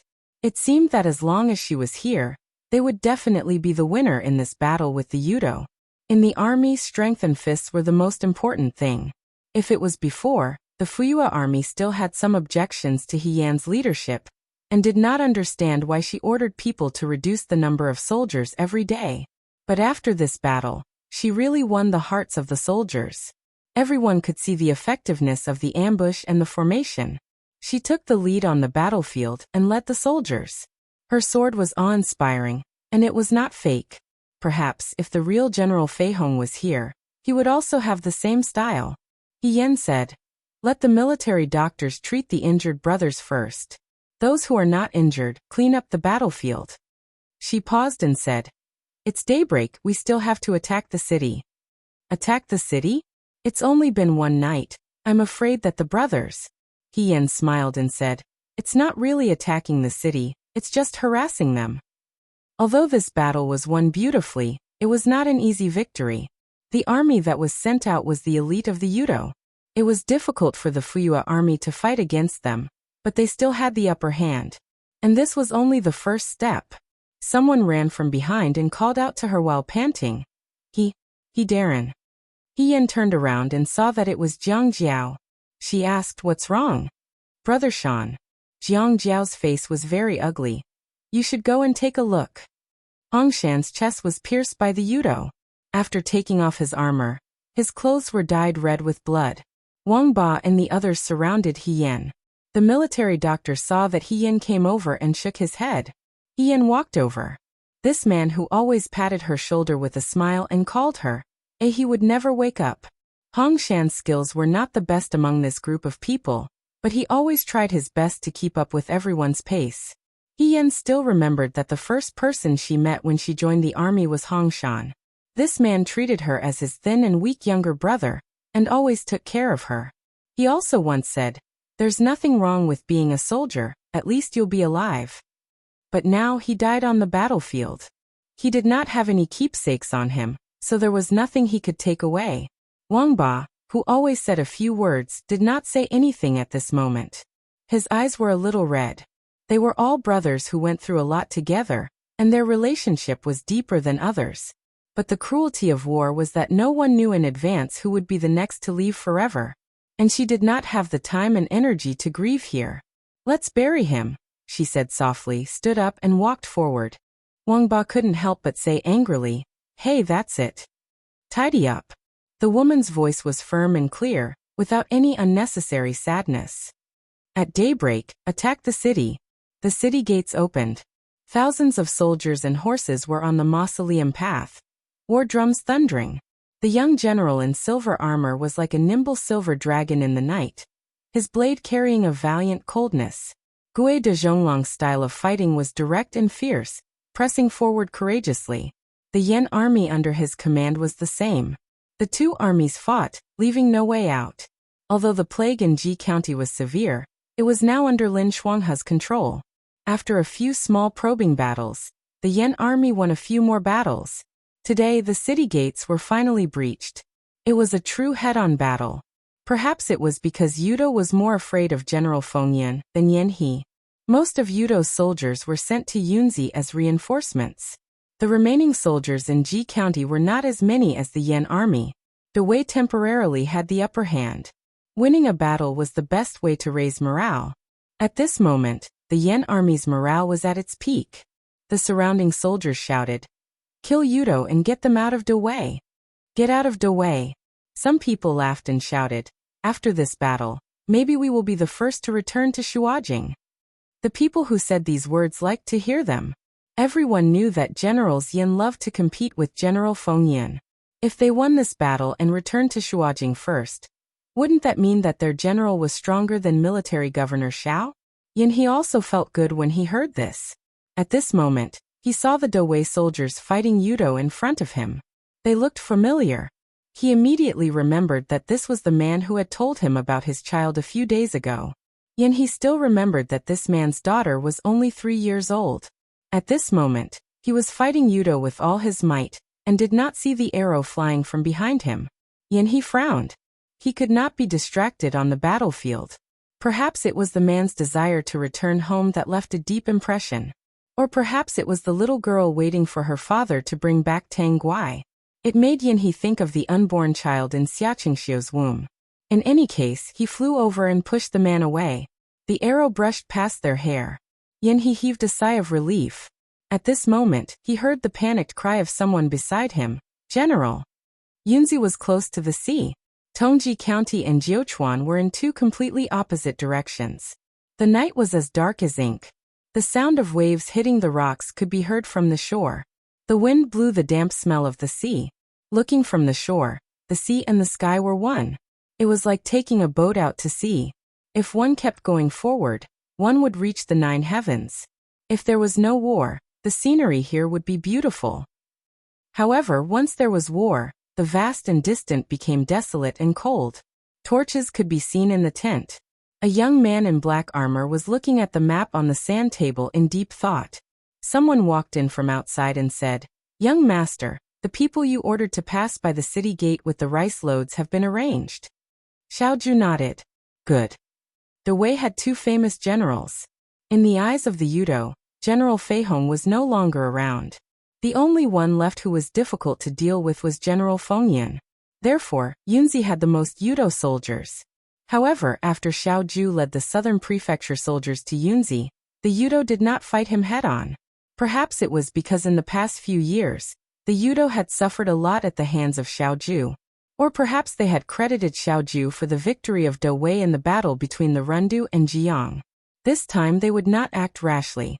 Therefore, the city gate was closed and they vowed not to leave the city. Fei Nu looked at the young man sitting in front of the table. Young master, these Yudo have been unwilling to make a move because they want to wear down the southern prefecture soldiers. Although the southern prefecture soldiers and the 9 Flags Battalion soldiers will not be afraid because of this, they will not have enough food as time goes by. This was the most important thing to consider. That's what they're planning. Xiao Ju said. However, he twitched the corner of his mouth and his eyes were cold. The Yudo arrived at Yunzi before the southern prefecture soldiers. Even if there is food in the city, they have more people. The food in the city will not last long. They want to wear us down? The young man's smile was mocking. They will wear us down. The Yudo wanted to wait until the southern prefecture soldiers were starving and had low morale before they attacked. However, as time went by, the southern prefecture soldiers would not be the only ones worn down. The Yudo soldiers would also face the same predicament. So young master purposely let them carry the rice through the city gate for the Yudo to see? Let them know that Do Wei has enough food. Let's see how long they can last. Fei Nu lowered his head and said, Young master is wise. Xiao Ju put down the short stick that he used to point out the map and walked out of the tent. There was no moon outside. The patrolling soldiers walked around with torches in their hands. There were also soldiers who sat together and ate their rations. When they saw Xiao Ju, they greeted him politely. The southern prefecture soldiers and the 9 Flags Battalion were brought up by Xiao Ju. Especially the 9 Flags Battalion. It was different from the Liangzhou Guards and the Fuyue Army. The soldiers were not too close to their superiors. It was not that they were cold-hearted. It was because the right army commander had a cold personality and was very strict about military discipline. The women only saw the good looks of the jade-faced army commander, but the people in the barracks knew that under his good looks was the heart of the King of Hell. As a result, the Southern Mansion Army didn't even hear a single joke. Xiao Ju walked past the tent. A soldier poked Qi Wu who was beside him and whispered, Qi Wu, what is that hanging on the army commander's waist? Is it a sachet? Why is there such an ugly thing hanging on his waist? Qi Wu was speechless. In any case, Xiao Ju was one of the most handsome men in the Great Way. Even if he was wearing armor, he would still be able to wear it in a particularly heroic and elegant manner. However, this time when he was deployed, the accessory on his waist had become a fragrant sachet. It was unknown what it was embroidered with, but this thing was really too conspicuous, making it difficult for people to ignore. The soldiers did not dare to ask. Finally, a brave soldier could not hold himself back and asked Xiao Ju's personal subordinate, Qi Wu. That's right. Qi Wu, what is that? Someone else asked. I see that the army commander keeps it on his body every day. It seems like he treasures it a lot. Where did it come from? Qi Wu waved his hand. That was embroidered by the young mistress for the young master. What do you know? Young mistress? The soldiers who gathered around looked at each other. The one who spoke first smiled awkwardly. The young mistress's needlework is really special. It is quite special. Someone nodded and said, the army commander wears such a special sachet on his body every day. Qi Wu, I heard that the army commander dotes on the young mistress very much. Is that true? That's impossible. When have you seen the army commander dote on anyone? Can you imagine? I can't. Qi Wu was annoyed by the questions. He stood up and pointed at them as he lectured. Do your night duty properly. What are you thinking about every day? Do you have a wife? Why are you so concerned about others? Be careful that the young master will punish you if he hears this. When he stood up, someone saw the boots on his feet and asked curiously, Qi Wu, your boots are quite special. Why is there a flower embroidered on it? What? There's no flower. Wow, there's really a flower. This must be embroidered by a lady. Qi Wu, when did you have a sweetheart? Why didn't you tell us? You're not loyal enough. What sweetheart? Ji Wu's face turned red. He scolded. Don't talk nonsense. He turned and left. Xiaoju walked to the shore. The shore was illuminated by the torches, reflecting the sparkling waves on the water. The night without the moonlight was somewhat chilly. He reached out and untied the sachet on his waist. On the sachet, the crooked moon was looking at him. It was as if he could see through the poor needlework and see the bright smile of the owner. The young man stared at the sachet in his hand, the corners of his mouth slightly curved. Jiuchuan and Yunzi were too far away. It would take a long time for the news to reach here. He didn't know how her situation was, but she should be able to handle it. He raised his eyes to look at the horizon. The sea was endless. Only the sound of the waves could be heard. It was like the ravings of a lover's dream, scattered little by little in the night of the battlefield. Shuajing. The wind in the night blew open the window that was not closed properly. The paper on the table rustled in the wind. The person on the bed opened her eyes. She lit the lamp and got out of bed. She walked to the window and looked at the night sky. The capital was quiet. There was not the slightest bit of panic about the war. It was hard to imagine what the soldiers were doing on the battlefield thousands of li away. Behind her, a maid's sleepy voice sounded. Madam, why are you up? Xia Qingxiu smiled. It's nothing. I just couldn't sleep. The maid walked to her side and reached out to close the window. She supported her as she walked in. Madam, be careful. Now that you are pregnant, the spring wind is cold. Don't catch a cold. If the general asks, I will have to suffer. The entire Yan manor knew that although General Yan was arrogant and domineering, he did not like to punish his subordinates. However, as long as it concerned Xia Qingxiu, he would be very calculative. When Xia Qingxiu first entered the manor, the beautiful daughter of the manor's housekeeper was hostile towards Xia Qingxiu. She secretly provoked him. When General Yan found out, he chased her and her family out of the manor. He did not give them any face. Before this expedition, Yan He had specifically told everyone in the Yan manor that if anything happened to Xia Qingxiu and the child in her belly, the entire manor would be implicated. General Yan was a man of his word. Of course, the servants were always worried about Xia Qingxiu, afraid that something would happen. Xia Qingxiu could not help but laugh when he thought of how worried Yan He was. He said, It's not that exaggerated. I have people looking after me in the manor.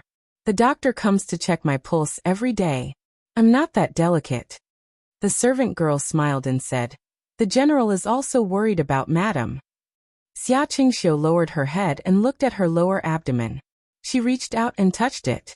She couldn't feel anything, but strangely, she felt as if she could sense the joy of the little guy inside her through the touch of her blood vessels. The servant girl saw her actions and asked with a smile, If the general can catch up with the birth of the young master or young lady, that would be good. The general loves Madam so much.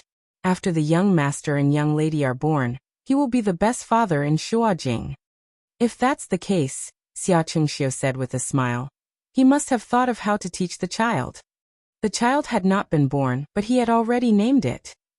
Xia Qingxiu did not know whether to laugh or cry. Before he left, he seriously apologized to Wuxia. He said that the war was urgent, and that he could not accompany her for now. When he returned, he would make it up to her, and asked her not to be angry at her father. Who knew if the child in her belly was a Wuxia, or a Liangjiang? However, Xia Qingxiu inexplicably looked forward to it. What would Yan He be like when he became a father? Before she married Yan He, she had seen this young man's fierce and provocative appearance.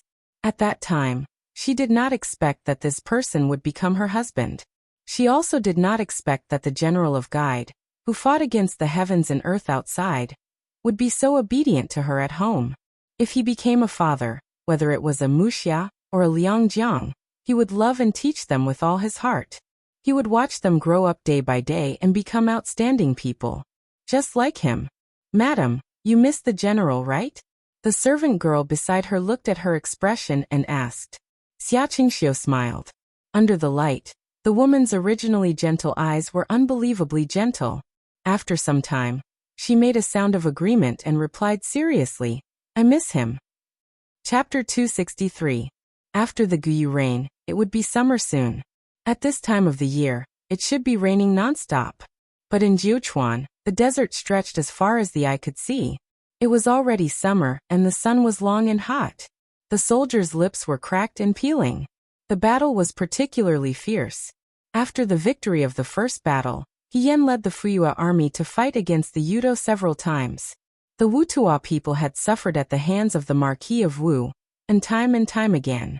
They gradually understood that the Marquis of Wu was not a useless person who was lucky enough to be appointed an official. Her ingenuity in setting up formations, her bravery in battle, and even her proficiency in swordsmanship made the Wutua people think of the legendary General Fei Hong. It was the same. Yan began to counterattack after several battles, and roughly grasped the Yudo's fighting style. She was very patient and was not in a hurry to attack the city. She only used the tactic of defend when the enemy comes, pursue when the enemy leaves, attack when the enemy leaves. The Yudo could not stand the constant harassment. For a long time, their morale was low and they were depressed and tired. It seemed that they were losing the battle each time. Today was the day to attack the city. A woman in red armor galloped on the battlefield on a horse. Flags and drums shook the sky, and swords flashed. Under her command, the army was as agile as a dragon and rushed toward the enemy's camp with a murderous aura. Her sword was indomitable.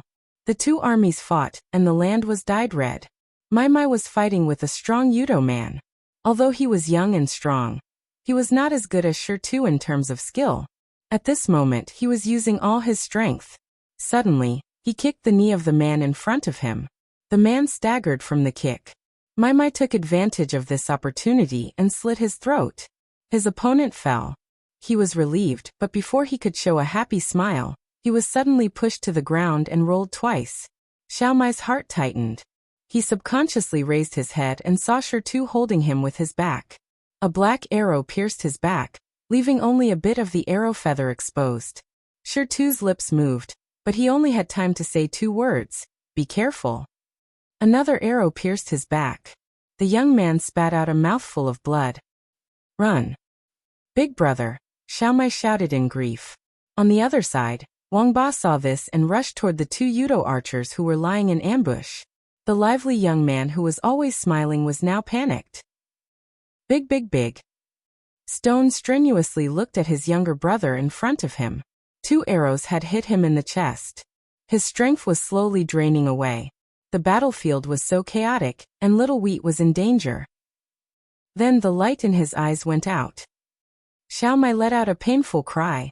Unfortunately, this was a battlefield, and no one noticed his sadness. Death happened at any time and place. Huang Xiong's armor was broken, and there were many wounds on his body and face. He was already very old. He could easily deal with ordinary thieves, but it was a little difficult to deal with these fierce and cunning Yudo. The Yudo in front of him was fighting with him. His hand was cut by a knife, and his flesh was badly mutilated. When he held his knife, he felt a piercing pain. His strength was gradually draining away. Even the golden knife that had accompanied him for many years became extraordinarily heavy, as if it was difficult to wield. The Yudo saw his exhaustion. He laughed and said, "No, this big guy can't take it anymore." Probably because of his majestic appearance and the conspicuous golden knife, the Yudo paid attention to him and shouted, "This knife is mine." Huang Xiong said in a low voice, "In your dreams." He held the big knife in his hand and chopped at the edge of the opponent's knife. At this moment, he suddenly felt a chill on his back.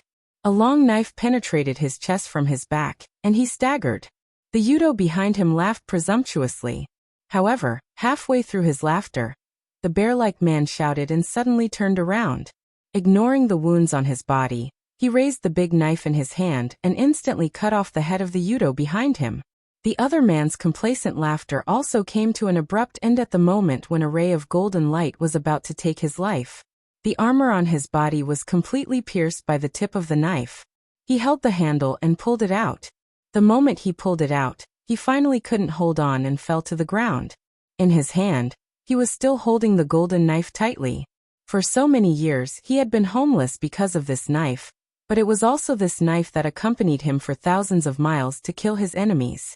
He was now alone in this world, and he had no attachments.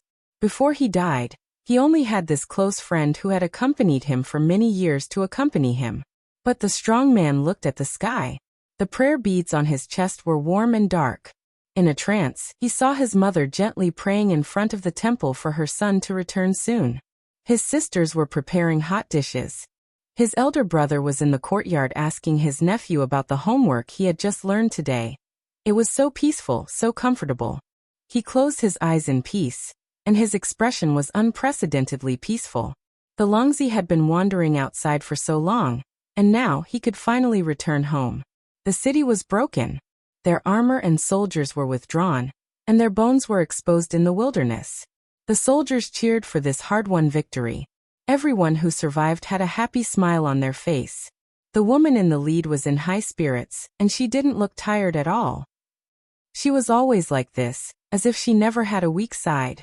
It was because of her that the morale of the Fuyua army was rising day by day. Yudo was beaten to the point of abandoning the city and escaping. At this point, Jiuquan was finally retaken by Dawei. He Yan's face still had traces of blood that he hadn't had time to wipe off. Just as he was about to go and count the spoils of war, he saw Wang Ba walk towards him with a serious expression. The smile at the corner of his lips immediately disappeared. "Come and take a look," he said. In the past few days of war, people constantly died. The men from the Liang province guard finally realized that this time was different from the previous times. The war made them grow quickly, and made them quiet, determined and calm. Wang Ba was no longer the person who would shout and shout. These days he was much quieter. Yan followed him forward. The soldiers who died in battle could only be buried on the spot. The soldiers who survived were checked one by one to see if they had any keepsakes on them. If they could find them, they would return to Shuajing and give them to their families. Before the soldiers here went to battle, most of them had a letter on them. If they were unfortunate enough to die in battle, their comrades would bring the letter back to their families. Yan saw Shitu and Huangxiong. She understood a long time ago that when people went onto the battlefield, they couldn't decide whether they lived or died. The moment they put on their armor, they were prepared to give up their lives. The people who survived to the end were the least fortunate. They couldn't help but see their comrades leave one by one. First it was Hongshan. Now it was Shitu and Huangxiong. Shitu had died from an arrow. The arrow had been pulled out, and the clothes on his chest had been dyed red. Huangxiong had died from a blade. Rumor had it that in the end, he had perished together with Tu Yudo. When they finally found him, he was still tightly gripping the blade in his hand. Yan half knelt in front of the two of them, and carefully tidied up their tattered clothes. Xiaomai cried until her voice was hoarse. Her eyes were red. Yan still remembered the first time she met Shitu and Xiaomai. They were hunters who grew up in the mountains. They told her about their ambition to join the army. Xiaomai was lively and naive. She loved to eat and play. Shitu was taciturn and prudent. The war had changed everything. A soldier asked, "Sir, Brother Huang's blade. If such a good blade was used on the battlefield, it would make people envious. He has no family. This blade is his family. It has accompanied him for so many years. It should be buried with him." Yan looked at the man on the ground, the big brother who couldn't tell the direction and always got lost. Looking at the calm smile on his face, it seemed that he had already found the way home. She stood up. Her sadness lasted for only a moment. She said, "Tell them to come to my tent. I have something to discuss about the war." Her footsteps were firm. She didn't look back. As if to celebrate the victory of retaking Jiuquan, the moon came out in the middle of the night. The woman in the tent put the last stroke on the map. She rubbed her eyes, stood up, and walked out. She climbed up the city gate tower, and looked into the distance. Outside the city, there was a vast expanse of yellow sand.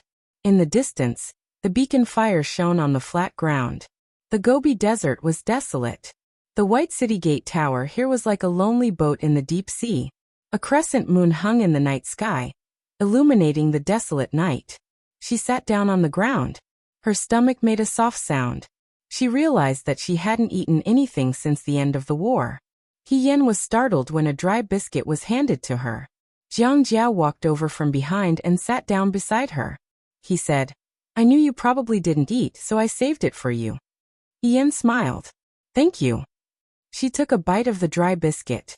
The coarse grain entered her stomach, bringing her true satisfaction. Jiang Jiao handed her a bottle of water. She raised her head and drank a big mouthful. Her posture was cheerful. There were still traces of mud and blood on her face. She looked particularly haggard. Only her eyes were still as bright as the stars. He suddenly felt a little emotional. In the Fuyue army, everyone said that He Yan was born brave. She commanded troops like a god and never felt tired. Even the men needed to rest after such a big battle. However, since she left the battlefield, she had been counting the results of the war, arranging and commanding the next pursuit, and reanalyzing the enemy's situation. Until now, she hadn't changed her clothes or eaten any dry food. Only now, on the city gate tower, when she sat on the ground, did she reveal a little of her own exhaustion. He heard He Yan's voice. "How is Xiaomai?" "Not so good. Wang Ba has been accompanying her." Jiang Jiao's voice lowered. Half of the Liangzhou guards had left. As for who would be the next to leave, and who would be able to walk to the end and return to Shuajing alive, no one could say for sure. He Yan raised her head and drank a mouthful of water. Her voice was still calm. "We have to make him come out quickly." These words were cruel, but Jiang Jiao understood that this was a battlefield. On the battlefield, there was no time for sorrow. He Yan didn't cry, but that didn't mean she wasn't sad. After all, she was a woman. Staying here alone and watching the people around her leave one by one should be very powerless. "Brother He," Jiang Jiao asked, "do you miss the commander?" He was answered with silence. After a while, He Yan raised her head and looked far away from the city gate tower. In the desolate desert, only the silver-white crescent moon quietly hung in the night sky. "No." She raised the corner of her mouth slightly. It was as if she saw another person through the crescent moon. "I know he's here." The sound of crows came from afar. The cold night wind blew the torches like stars. The young female general stood up and patted the shoulder of the person beside her. "Let's go back early. There's still a tough battle to fight tomorrow." She turned and left. Ji region had been raining for days. The rainwater washed away the mud and blood on the ground. If not for the scattered weapons and corpses, Bing wouldn't be able to tell that there had just been a fierce battle. In the tent, a man dressed in hemp clothes looked at the general sitting in the tent. He was shocked and angry. "Yin Nangguang, you don't want to live anymore." His last white robe was not spared from the fate of being cut into strips of cloth. From then on, he wore the hemp clothes of a commoner and walked through the Yin family army camp. Today, the Lin family young master no longer had his elegant demeanor. 20 hours a day, 20 hours a day, his face was dirty and his hands were stained with blood. The battle was getting more and more tense by the day. There were more and more injured soldiers. There were not enough military doctors. And he was the most powerful one here. He was also the one who made people feel at ease. But today, only Lin Shuanghe knew how uneasy he was. Yet he did not pay any attention to him. He only frowned as he counted the results of last night's battle. Last night, the Yen army had defeated the Wutua people.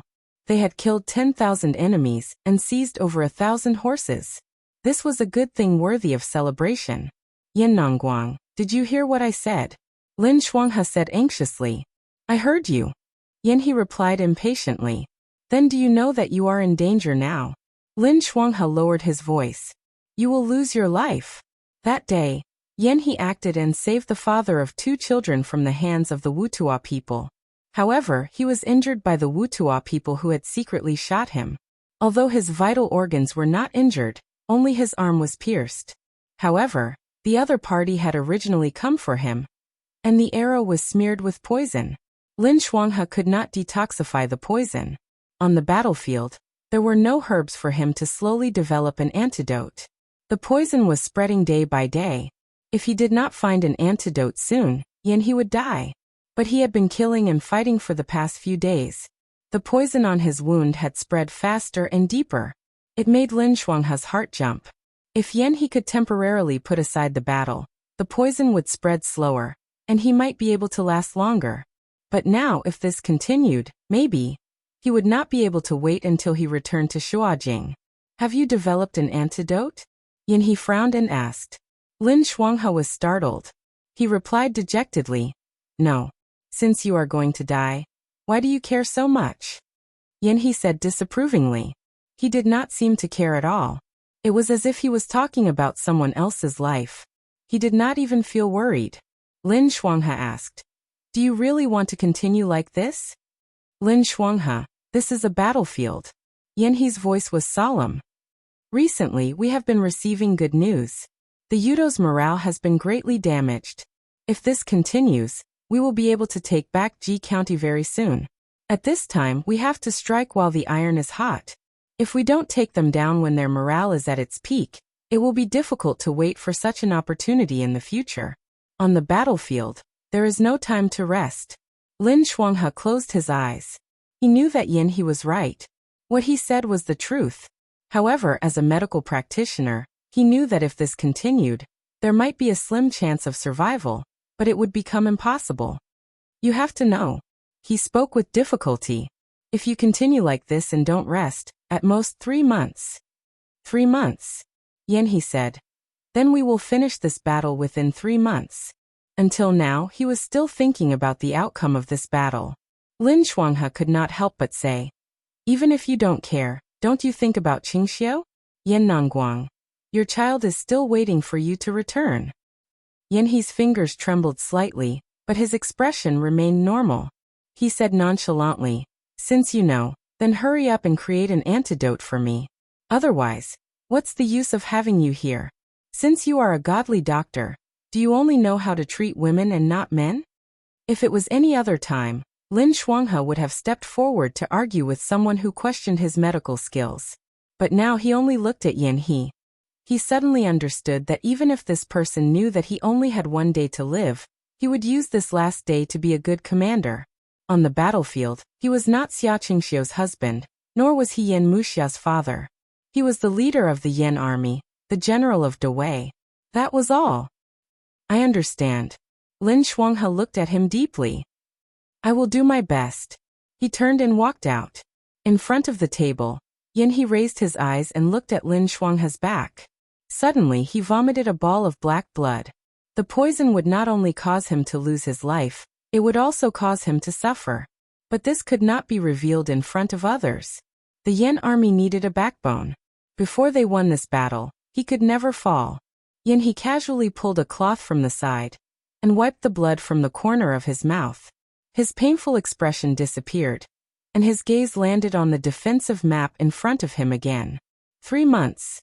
He had to end this battle quickly. In the academy, on the green lotus leaves in the pond, pink buds started to appear. Dragonflies swept across the water, their glass-like wings creating a faint ripple. After the beginning of summer, the days became longer.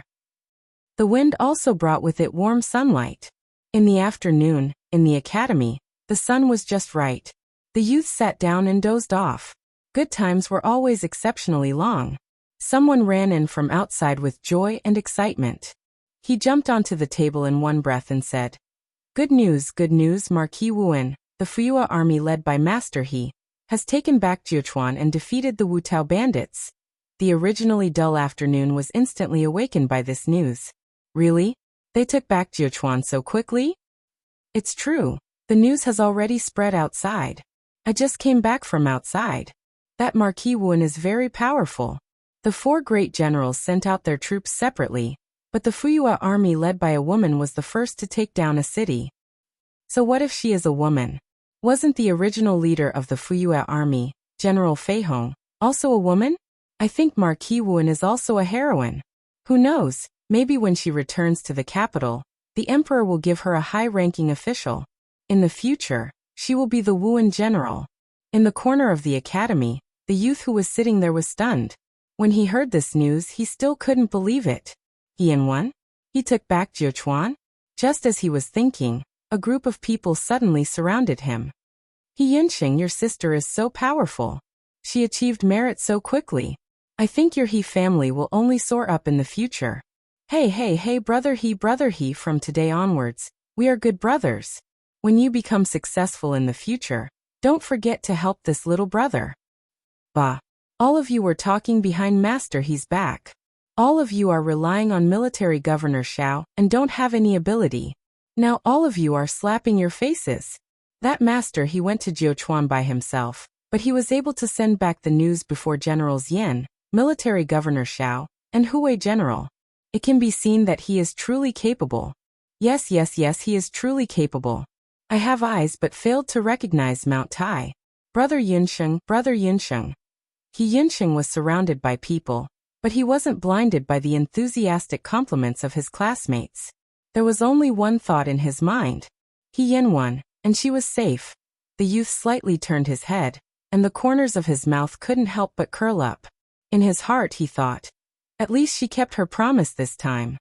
The pomegranate tree in Xiao Mansion became the best place to hide from the sun during summer. The yellow dog was lying under the tree, lazily squinting its eyes. Qing Mei added water to its water tank and wiped the sweat from its forehead. Just as she was about to return to her room, a shadow suddenly jumped in from outside and said cheerfully, Sister Qing Mei, Sister Qing Mei. Qing Mei was startled. When she saw Bai Guo running over like a gust of wind, she hurriedly supported her. What's the matter? Why are you so happy? I just went outside and heard the people outside saying that second young madam won the battle and led the Fuyue army to take back Jiuquan. Qing Mei, second young madam, has done a great deed. Air Mao was also infected by Bai Guo's excitement. He jumped up and ran 2 circles around Bai Guo. Bai Rongwei was supported by a maidservant as she walked over. She couldn't hide the surprise in her voice. Really? It's true. Bai Guo happily said. They say that second young madam is very powerful. Although it's the first time she led an army alone, she has won many battles and took back Jiuquan so quickly. This servant heard that when second young madam comes back, the emperor will definitely reward her handsomely.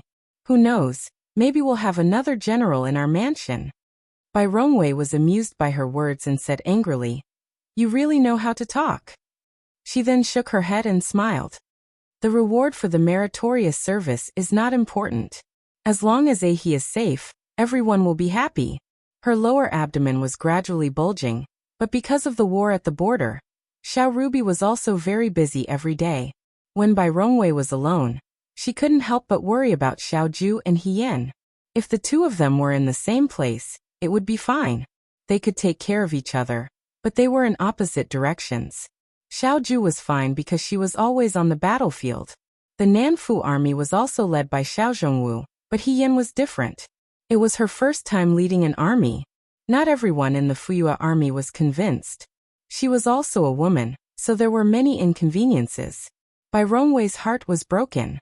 Now she could finally breathe a sigh of relief. I think it won't be long before Uncle He returns. Bai Rongwei smiled and said, If he knows that he has won a battle, he will be very happy. Ever since Hien and Xiao Ju left the capital, Bai Rongwei and Xiao Jing went to He Sui's house more frequently. First, the house that Xiao Ju bought for them was close to the Xiao family. It was only a street away, so it was convenient for them to come and go. Second, Bai Rongwei thought that if she, as the sister-in-law, was so worried, He Sui, as the father, would be even more worried. He Yunsheng was also a 17 or 18-year-old youth. In the end, he wasn't as caring as his daughter.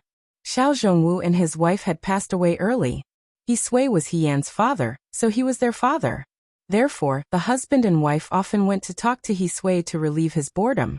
This in-law was more harmonious than the other families in the capital. Eldest young master will be back soon, Bai Guo chirped. Foreign, since today is a happy occasion, this servant will go to the kitchen to make some good dishes. Let's treat it as a celebration. Okay, Bai Rongwei smiled and said. Qing Mei, you should also go to the He family. Tonight, call Uncle He and Yunxing to eat together. Qing Mei heard this and revealed a big smile. Okay, this servant will go now. In the palace, in the imperial study, Zhaokong Emperor looked at the memorial in front of him and couldn't help but reveal a gratified smile. Since he ascended the throne, this was probably the happiest thing.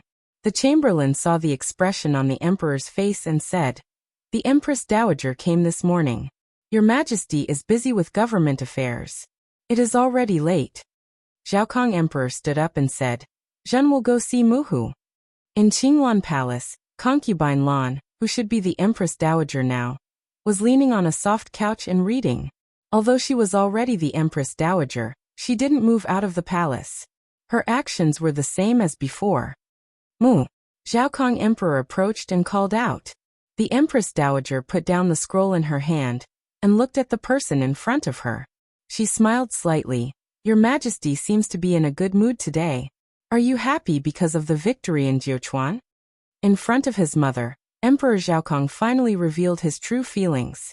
He smiled and said, Of course, I didn't think that the Wu and Marquis would be so valiant. Compared to Yan He Xiaohuijin, he was the first to take down a city. Although he originally gave the military power to He Yan, most of it was for the sake of Xiaoju. As for He Yan's ability, he had only heard about it from others. He didn't know how good she was at leading troops in battle.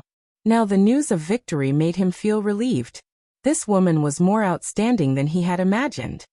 It seems that your Majesty still underestimated her. You didn't think that Marquis Wen could really gallop on the battlefield. The Empress Dowager understood. Zhaokong Emperor was a little embarrassed. Jin just didn't expect that there would be a second woman like General Feihong in this world. Back then, General Feihong was already 1 in 10,000. It was a pity that such a talent had fallen.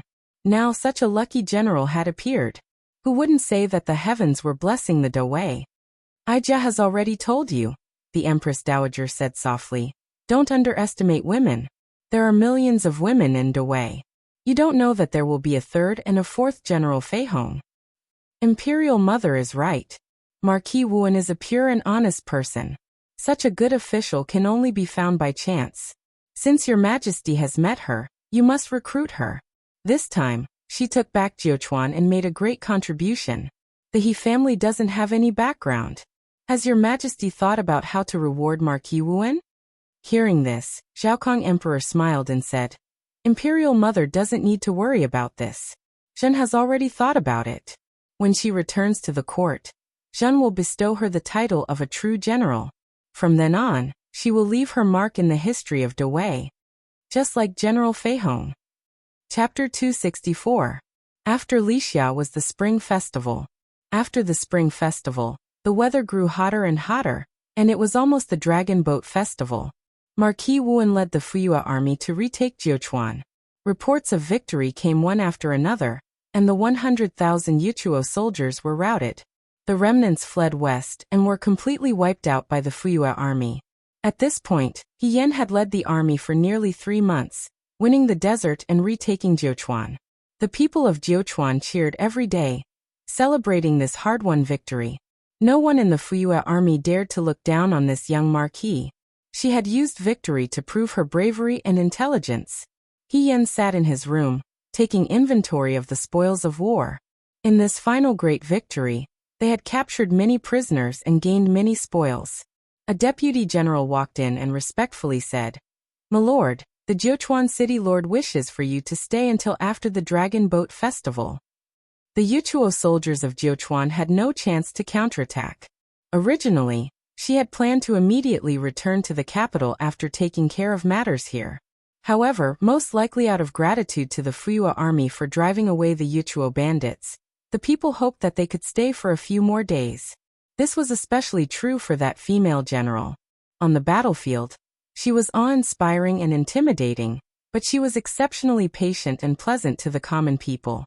He Yan asked, How many more days until the Dragon Boat Festival? 5 more days. The deputy general replied.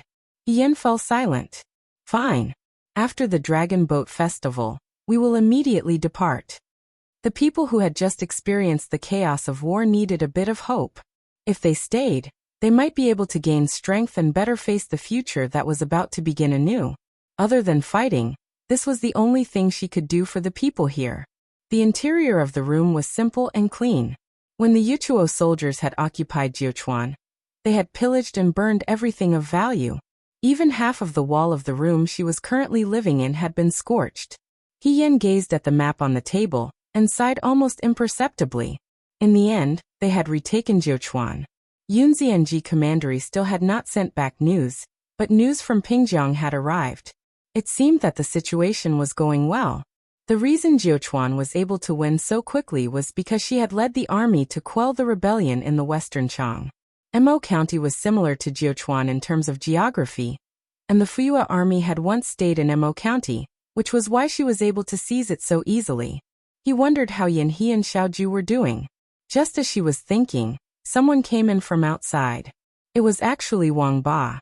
Wang Ba took out a letter from his bosom and said, "There's a letter from Ji County." With his brothers dying in battle one after another, Wang Ba had become much calmer. It was hard to see the domineering and arrogant manner he used to have in the Liang province guards. He Yan took the letter and opened it eagerly. The last time Ji County sent a letter, they only knew that the plague was not optimistic. After such a long time, they did not know how they were doing. The letter was not long, only a few words. As He Yan read it, his expression became serious. Wang Ba noticed something was wrong with her expression and asked, "What's wrong?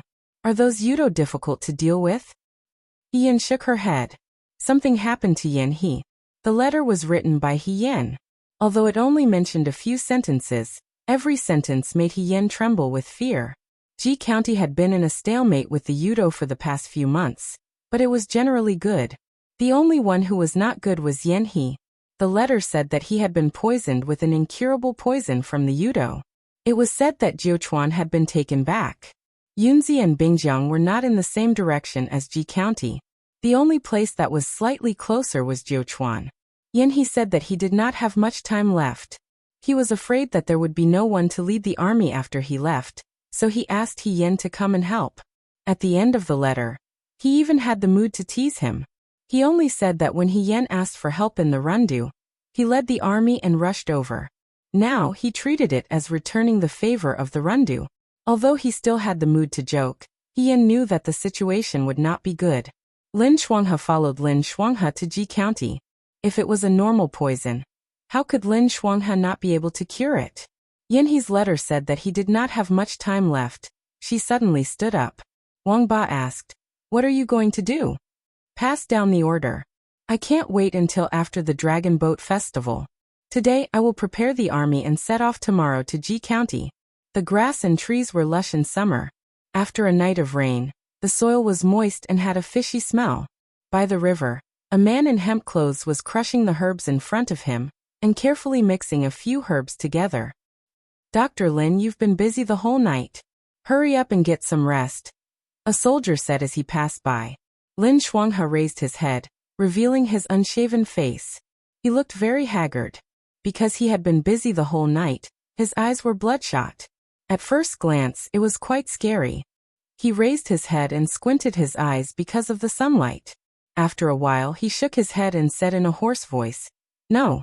The patrolling soldiers were puzzled. They did not know what was wrong with Dr. Lin. A few days ago, he had been preparing some herbs day and night. Logically speaking, now that the plague had been quelled, he did not need to work so hard.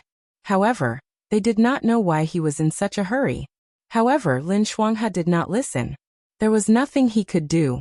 He could only shake his head and leave. Lin Shuanghe lowered his head and looked at the herbs in the jar. Almost 2 months had passed. He did not develop an antidote. What was worse was that Yan He's poison was getting deeper and deeper. He had already started to vomit blood. The herbs he found could only temporarily make Yan He look less haggard. This was to prevent the Yan army from finding out. The poison in the wound had already entered his organs. Lin Shuanghe was very clear that Yan He did not have much time left. He worked day and night to find a solution. However, no matter how hard he tried, Yan He's poison was useless. He had to admit that he was powerless. It was probably because in the past, although he was the white shirt divine physician, he treated women's medicine. Most of the women's medicine did not have to worry about their lives. In life, the most important thing was life and death. As long as one was alive, there was no despair. But now, he had to watch helplessly as his friend approached death with each passing day. As a doctor, he was at a loss of what to do. Lin Shuanghe lowered his head and pounded the herbs. He muttered, "Faster, faster." The juices of the herbs in the jar splattered everywhere. Some of them splashed onto his face. There was a bitter fragrance. As he pounded, a huge sense of powerlessness and sorrow swept over him. He stopped what he was doing. Suddenly his eyes turned red. He had never wanted to improve his medical skills as much as he did now. If he improved a little more, he would be able to save Yan He. He would not have to do such trivial things like now. However, The people around him did not know that every time their general fought, he paid the price with his life.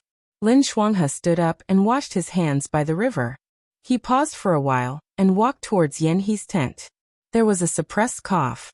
The moment Lin Shuanghe opened the tent curtain, he saw Yan He wiping the blood from the corner of his lips. "You!" he screamed in shock. "Lower your voice." Yan He shook his head. "Don't let others see." Lin Shuanghe put down the tent curtain. He took a few steps forward and grabbed Yan He's wrist to check his pulse. Yan He quietly allowed him to do so. After a while, Lin Shuanghe put down his hand. His lips trembled as he looked at him. Yan He asked, "How much longer do I have?" Lin Shuanghe did not answer him. "Looks like it's within these few days." Yan He smiled. There was some unwillingness in his smile, but it also seemed like he was relieved. "Based on the time that I sent the letter to He Yin, she should be here in a few days. The timing is just right. I don't know if I can meet her again." "No," Lin Shuanghe instinctively said. "I can still make the antidote. Wait for me, I can definitely do it. Moreover, those Yudo must have the antidote. As long as we find them, we will definitely get the antidote." "You are still as stupid as before. Even if you have never fought in a war, you should have some brains," Yan He said disdainfully. "Those Yudo saw me being shot by the arrow with their own eyes. It was not easy for them to get rid of me. Why would they hand over the antidote? Believe it or not, even if I catch their general now and use their general's life to exchange for the antidote, they will not hand over the antidote. There is only one possibility. If I am willing to surrender and be controlled by them, I may be lucky enough to keep my life. However, the men of the Yin family will not do such a thing." "A general of the Guide Army." Yan He smiled. "Even if they lose this war, they will not suffer any losses." "And you?" Yan He frowned and looked at him. "If you can make the antidote, would you wait until now? Forget it. You are just a doctor, not the king of hell. How can you decide a person's life and death? You don't have to think too highly of yourself. You should just keep your lowly life and wait for Marquis Wen to come and save it." Lin Shuanghe's expression was pained. Although he and Yan He used to quarrel and dislike each other, they were still classmates who grew up together. Although he hated Yan He for being arrogant and aggressive, and Yan He also looked down on him for being ignorant and incompetent, after so many years, they could still be considered as friends. "You don't have to look so sad." Yan He looked at his expression, as if he was disgusted. "As doctors, aren't you used to seeing life and death? Why are you not as open-minded as me? Why are you feeling so sad? After a few decades, you still have to come down and accompany me. I will go and find that cross-dressing classmate to spar." Why was he still thinking about sparring at this time? Lin Shuanghe could not help but laugh. After laughing, he felt even sadder. After a moment of silence, he asked, "Have you ever thought about what will happen to Madame and Wuxia in the future?" Yan He's originally carefree expression suddenly froze. He thought of the woman who always smiled gently and looked forward to him before she left. She was so considerate. After knowing about his news, she would probably cry. She would probably be very sad. Yan He suddenly became sad too. It was as if there was a lump of wet cotton in his chest, making him feel suffocated and depressed. After a long time, he slowly opened his mouth. "Before I left, I promised Qingxiu that I would try my best to go back and see Wuxia. However, it seems that I have to go back on my words." He lowered his head and laughed self-mockingly. "Qingxiu hates people who go back on their words. If I don't go back, she will probably be angry. Lin Shuanghe, if you go back and see her, please tell her that I didn't do it on purpose.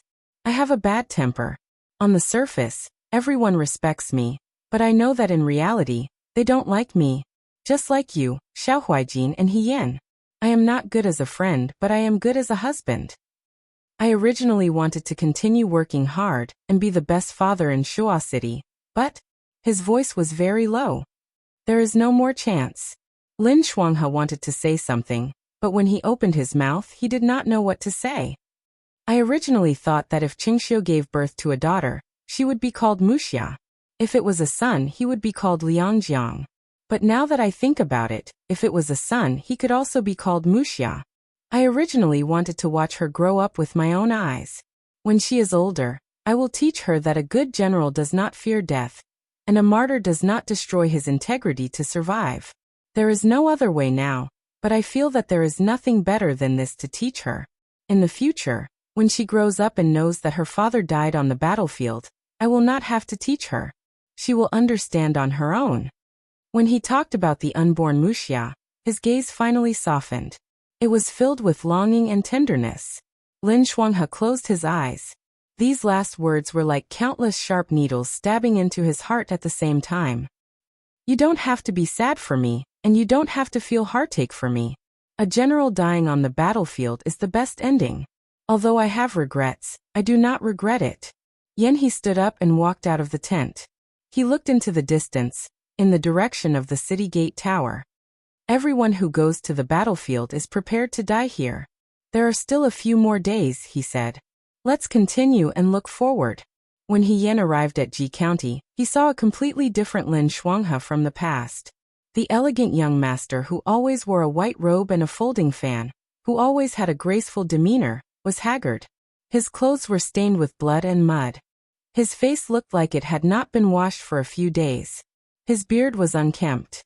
He was so dispirited that Yen almost did not recognize him at first glance. Brother Lin. She jumped off the horse and went forward to ask. You came. Lin Shuanghe's dim eyes finally showed a bit of life. He muttered, come and see Yen He died on the battlefield. He was poisoned with an incurable poison. He knew that intense activity would cause the poison to spread faster and deeper, but because of the war he was unwilling to stop. He was like a candle that only had one piece left. He burned with all his might and finally burned himself out. Before he died, he had just won a battle. The young general was lying in the tent. The stains on his face had been wiped clean. His hair was tied up high like it was when he was young. The silver spear was placed at his side.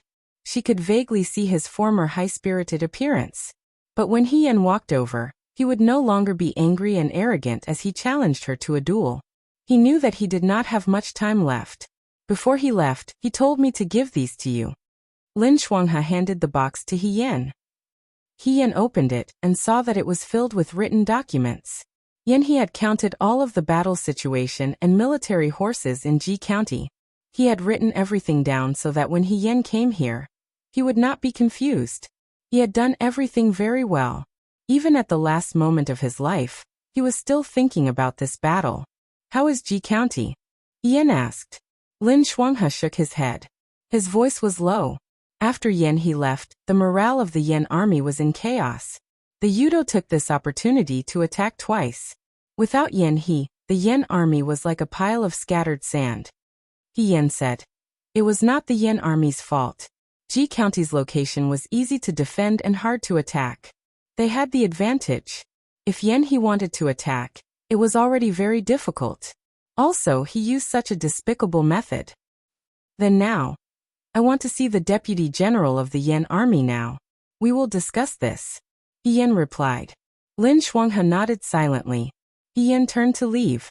Suddenly he thought of something. He stopped and turned back to look at Lin Shuanghe. Brother Lin. Her voice was calm and her gaze seemed to have the power to soothe people's hearts. It was not your fault that you did not save Yen With one sentence, Lin Shuanghe finally had an outlet to vent the self-blame and guilt that he had been feeling for the past few days. No, his voice was trembling. For the first time, he showed a weak expression in front of Yen. I did not find the antidote. After Yen left, his subordinates finally got to know that Yen was poisoned. They blamed him for not being able to find the antidote even though he was the so-called godly doctor, and couldn't save their general. Countless accusations and curses constantly filled his ears. Even Lin Shuanghe would wake up from nightmares at night. The woman in red armor looked at him and said gently, You are a doctor, not a god. You can only save people. You cannot decide life and death. Yen was poisoned by Yudo. If you want to avenge him, you have to win this battle. You have to pull yourself together, Dr. Lin. She changed the way she addressed him. I need your help. Ji County needs you. In the tent, Yen's deputy general, Chen Cheng, blurted out. What did you say? Surrender? It's a fake surrender. He Yan said. Since Yudo already knows that General Yan is not here, the Yan army is like a group of dragons without a leader. These few days they will definitely take advantage of the victory to attack. Instead of being restrained by them, it is better to pretend to surrender. After our people enter the city, the Fuyua army and Yan army will hold the rear and take advantage of the chaos to break through the city gates. When General Yan is here, we have always faced the Yudo head-on. The Yan army will never surrender, even if it is a fake. Chen Cheng refuted immediately. Yan was not angry. He only looked at him calmly. You have stayed here for so long and should be very clear about the terrain of Ji County. If you do not break through the city gates and continue to camp outside the city, you will only be wasting your energy. He led you to face the Yudo head-on, and won many times. You killed many Yudo, but what happened in the end? What happened in the end? Ji County City is still occupied by the Yudo. If you cannot enter the city, you cannot win this battle. What do you know? Chen Cheng was agitated. You do not understand General Yan at all. You and that Lin Shuanghe are in cahoots. You are just a figurehead. You will only make things worse. Yan He's death was a painful blow to the Yan army. They hated Lin Shuanghe for not telling the truth earlier. However, they knew nothing about Yan He's efforts. Yan's eyes turned cold. The deputy general of the Fuyua army beside him reprimanded. What figurehead? Sir, he just led his troops to reclaim Jiuquan and won the battle. What right do you have to look down on him? The Yan army had never seen He Yan's abilities on the battlefield. However, the Fuyua army had seen it clearly. If He Yan was just a figurehead, then there were not many generals in Dawei who could live up to their name. I am not discussing with you, He Yan said coldly. I am giving you an order. If you do not listen and disobey my orders, what will happen to you? She pulled out the long sword at her waist. The light of the sword was as cold as ice. You can try. You. Chen Cheng gritted his teeth. You are leading the Fuyua army, not the Yan army. The leader of the Yan army is only the General Yan. What right do you have to order us around? Because your general gave me the commander's seal. Because your general personally asked me to lead your troops. She waved her hand and the commander's seal appeared in everyone's eyes. Now, the woman's eyes were clear and calm. Do you have any objections? With the commander's seal in hand, she could command the Yan army. Even if Chen Cheng was extremely unwilling, he could not say anything now. He gritted his teeth and said, No. I know you are not convinced, He Yan said. So I will personally lead the vanguard troops who pretended to surrender. Chen Cheng was stunned. The troops that entered the city first were undoubtedly in the most danger. They were like sheep in a tiger's den. Dawei's troops were all outside the city. They were surrounded by Yudo troops. If the Yudo suddenly changed their minds and killed them, their troops would be sent to their deaths. Are you sure? Chen Cheng asked suspiciously. He Yan glanced at him. For some reason, Chen Cheng felt his face heat up. The woman's voice was calm and calm. Leading the troops is something that every general will do. It is not just your general's Yan. Also, she said, Dr. Lin was also following your general's orders. If you want to push all the blame onto a doctor, and ignore the Wutua people who really killed your general, then I have nothing to say. It's just that, her voice carried a hint of mockery. If your general sees this scene, he will probably be very disappointed in the troops he single-handedly built. Chen Cheng wanted to say something, but the woman ignored him and left the tent. He Yan was stunned when she left the tent. Lin Shuanghe stood outside the tent and looked at her in a daze. It seemed that he had heard everything she said inside. It didn't matter if he heard it. That was what she thought anyway. Thank you. After a moment of silence, Lin Shuanghe took the initiative to speak. He smiled bitterly. But by speaking up for me like this, you have implicated them. I am just speaking the truth. He Yan looked into the distance. You followed Yan He here. Along the way, you put down the plague and treated the wounded soldiers. You have put your head on your belt. But she smiled. You don't have to hate them. They are just too sad and think wrongly. As time passes, they will understand. I don't hate them. Lin Shuanghe took a deep breath and changed the topic. I just heard you say that you want to pretend to surrender? The Fuyua army's camp is not close to here. Those Yudo probably haven't noticed our arrival.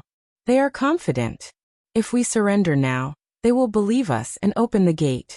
Only by opening the gate, we will have the chance to take down all the Yudo. Is the vanguard that entered the city gate very dangerous? The wind blew, and the woman's long hair fluttered gently. Her voice was firm and calm without any hesitation. The battlefield is dangerous, she said. I am not afraid of danger.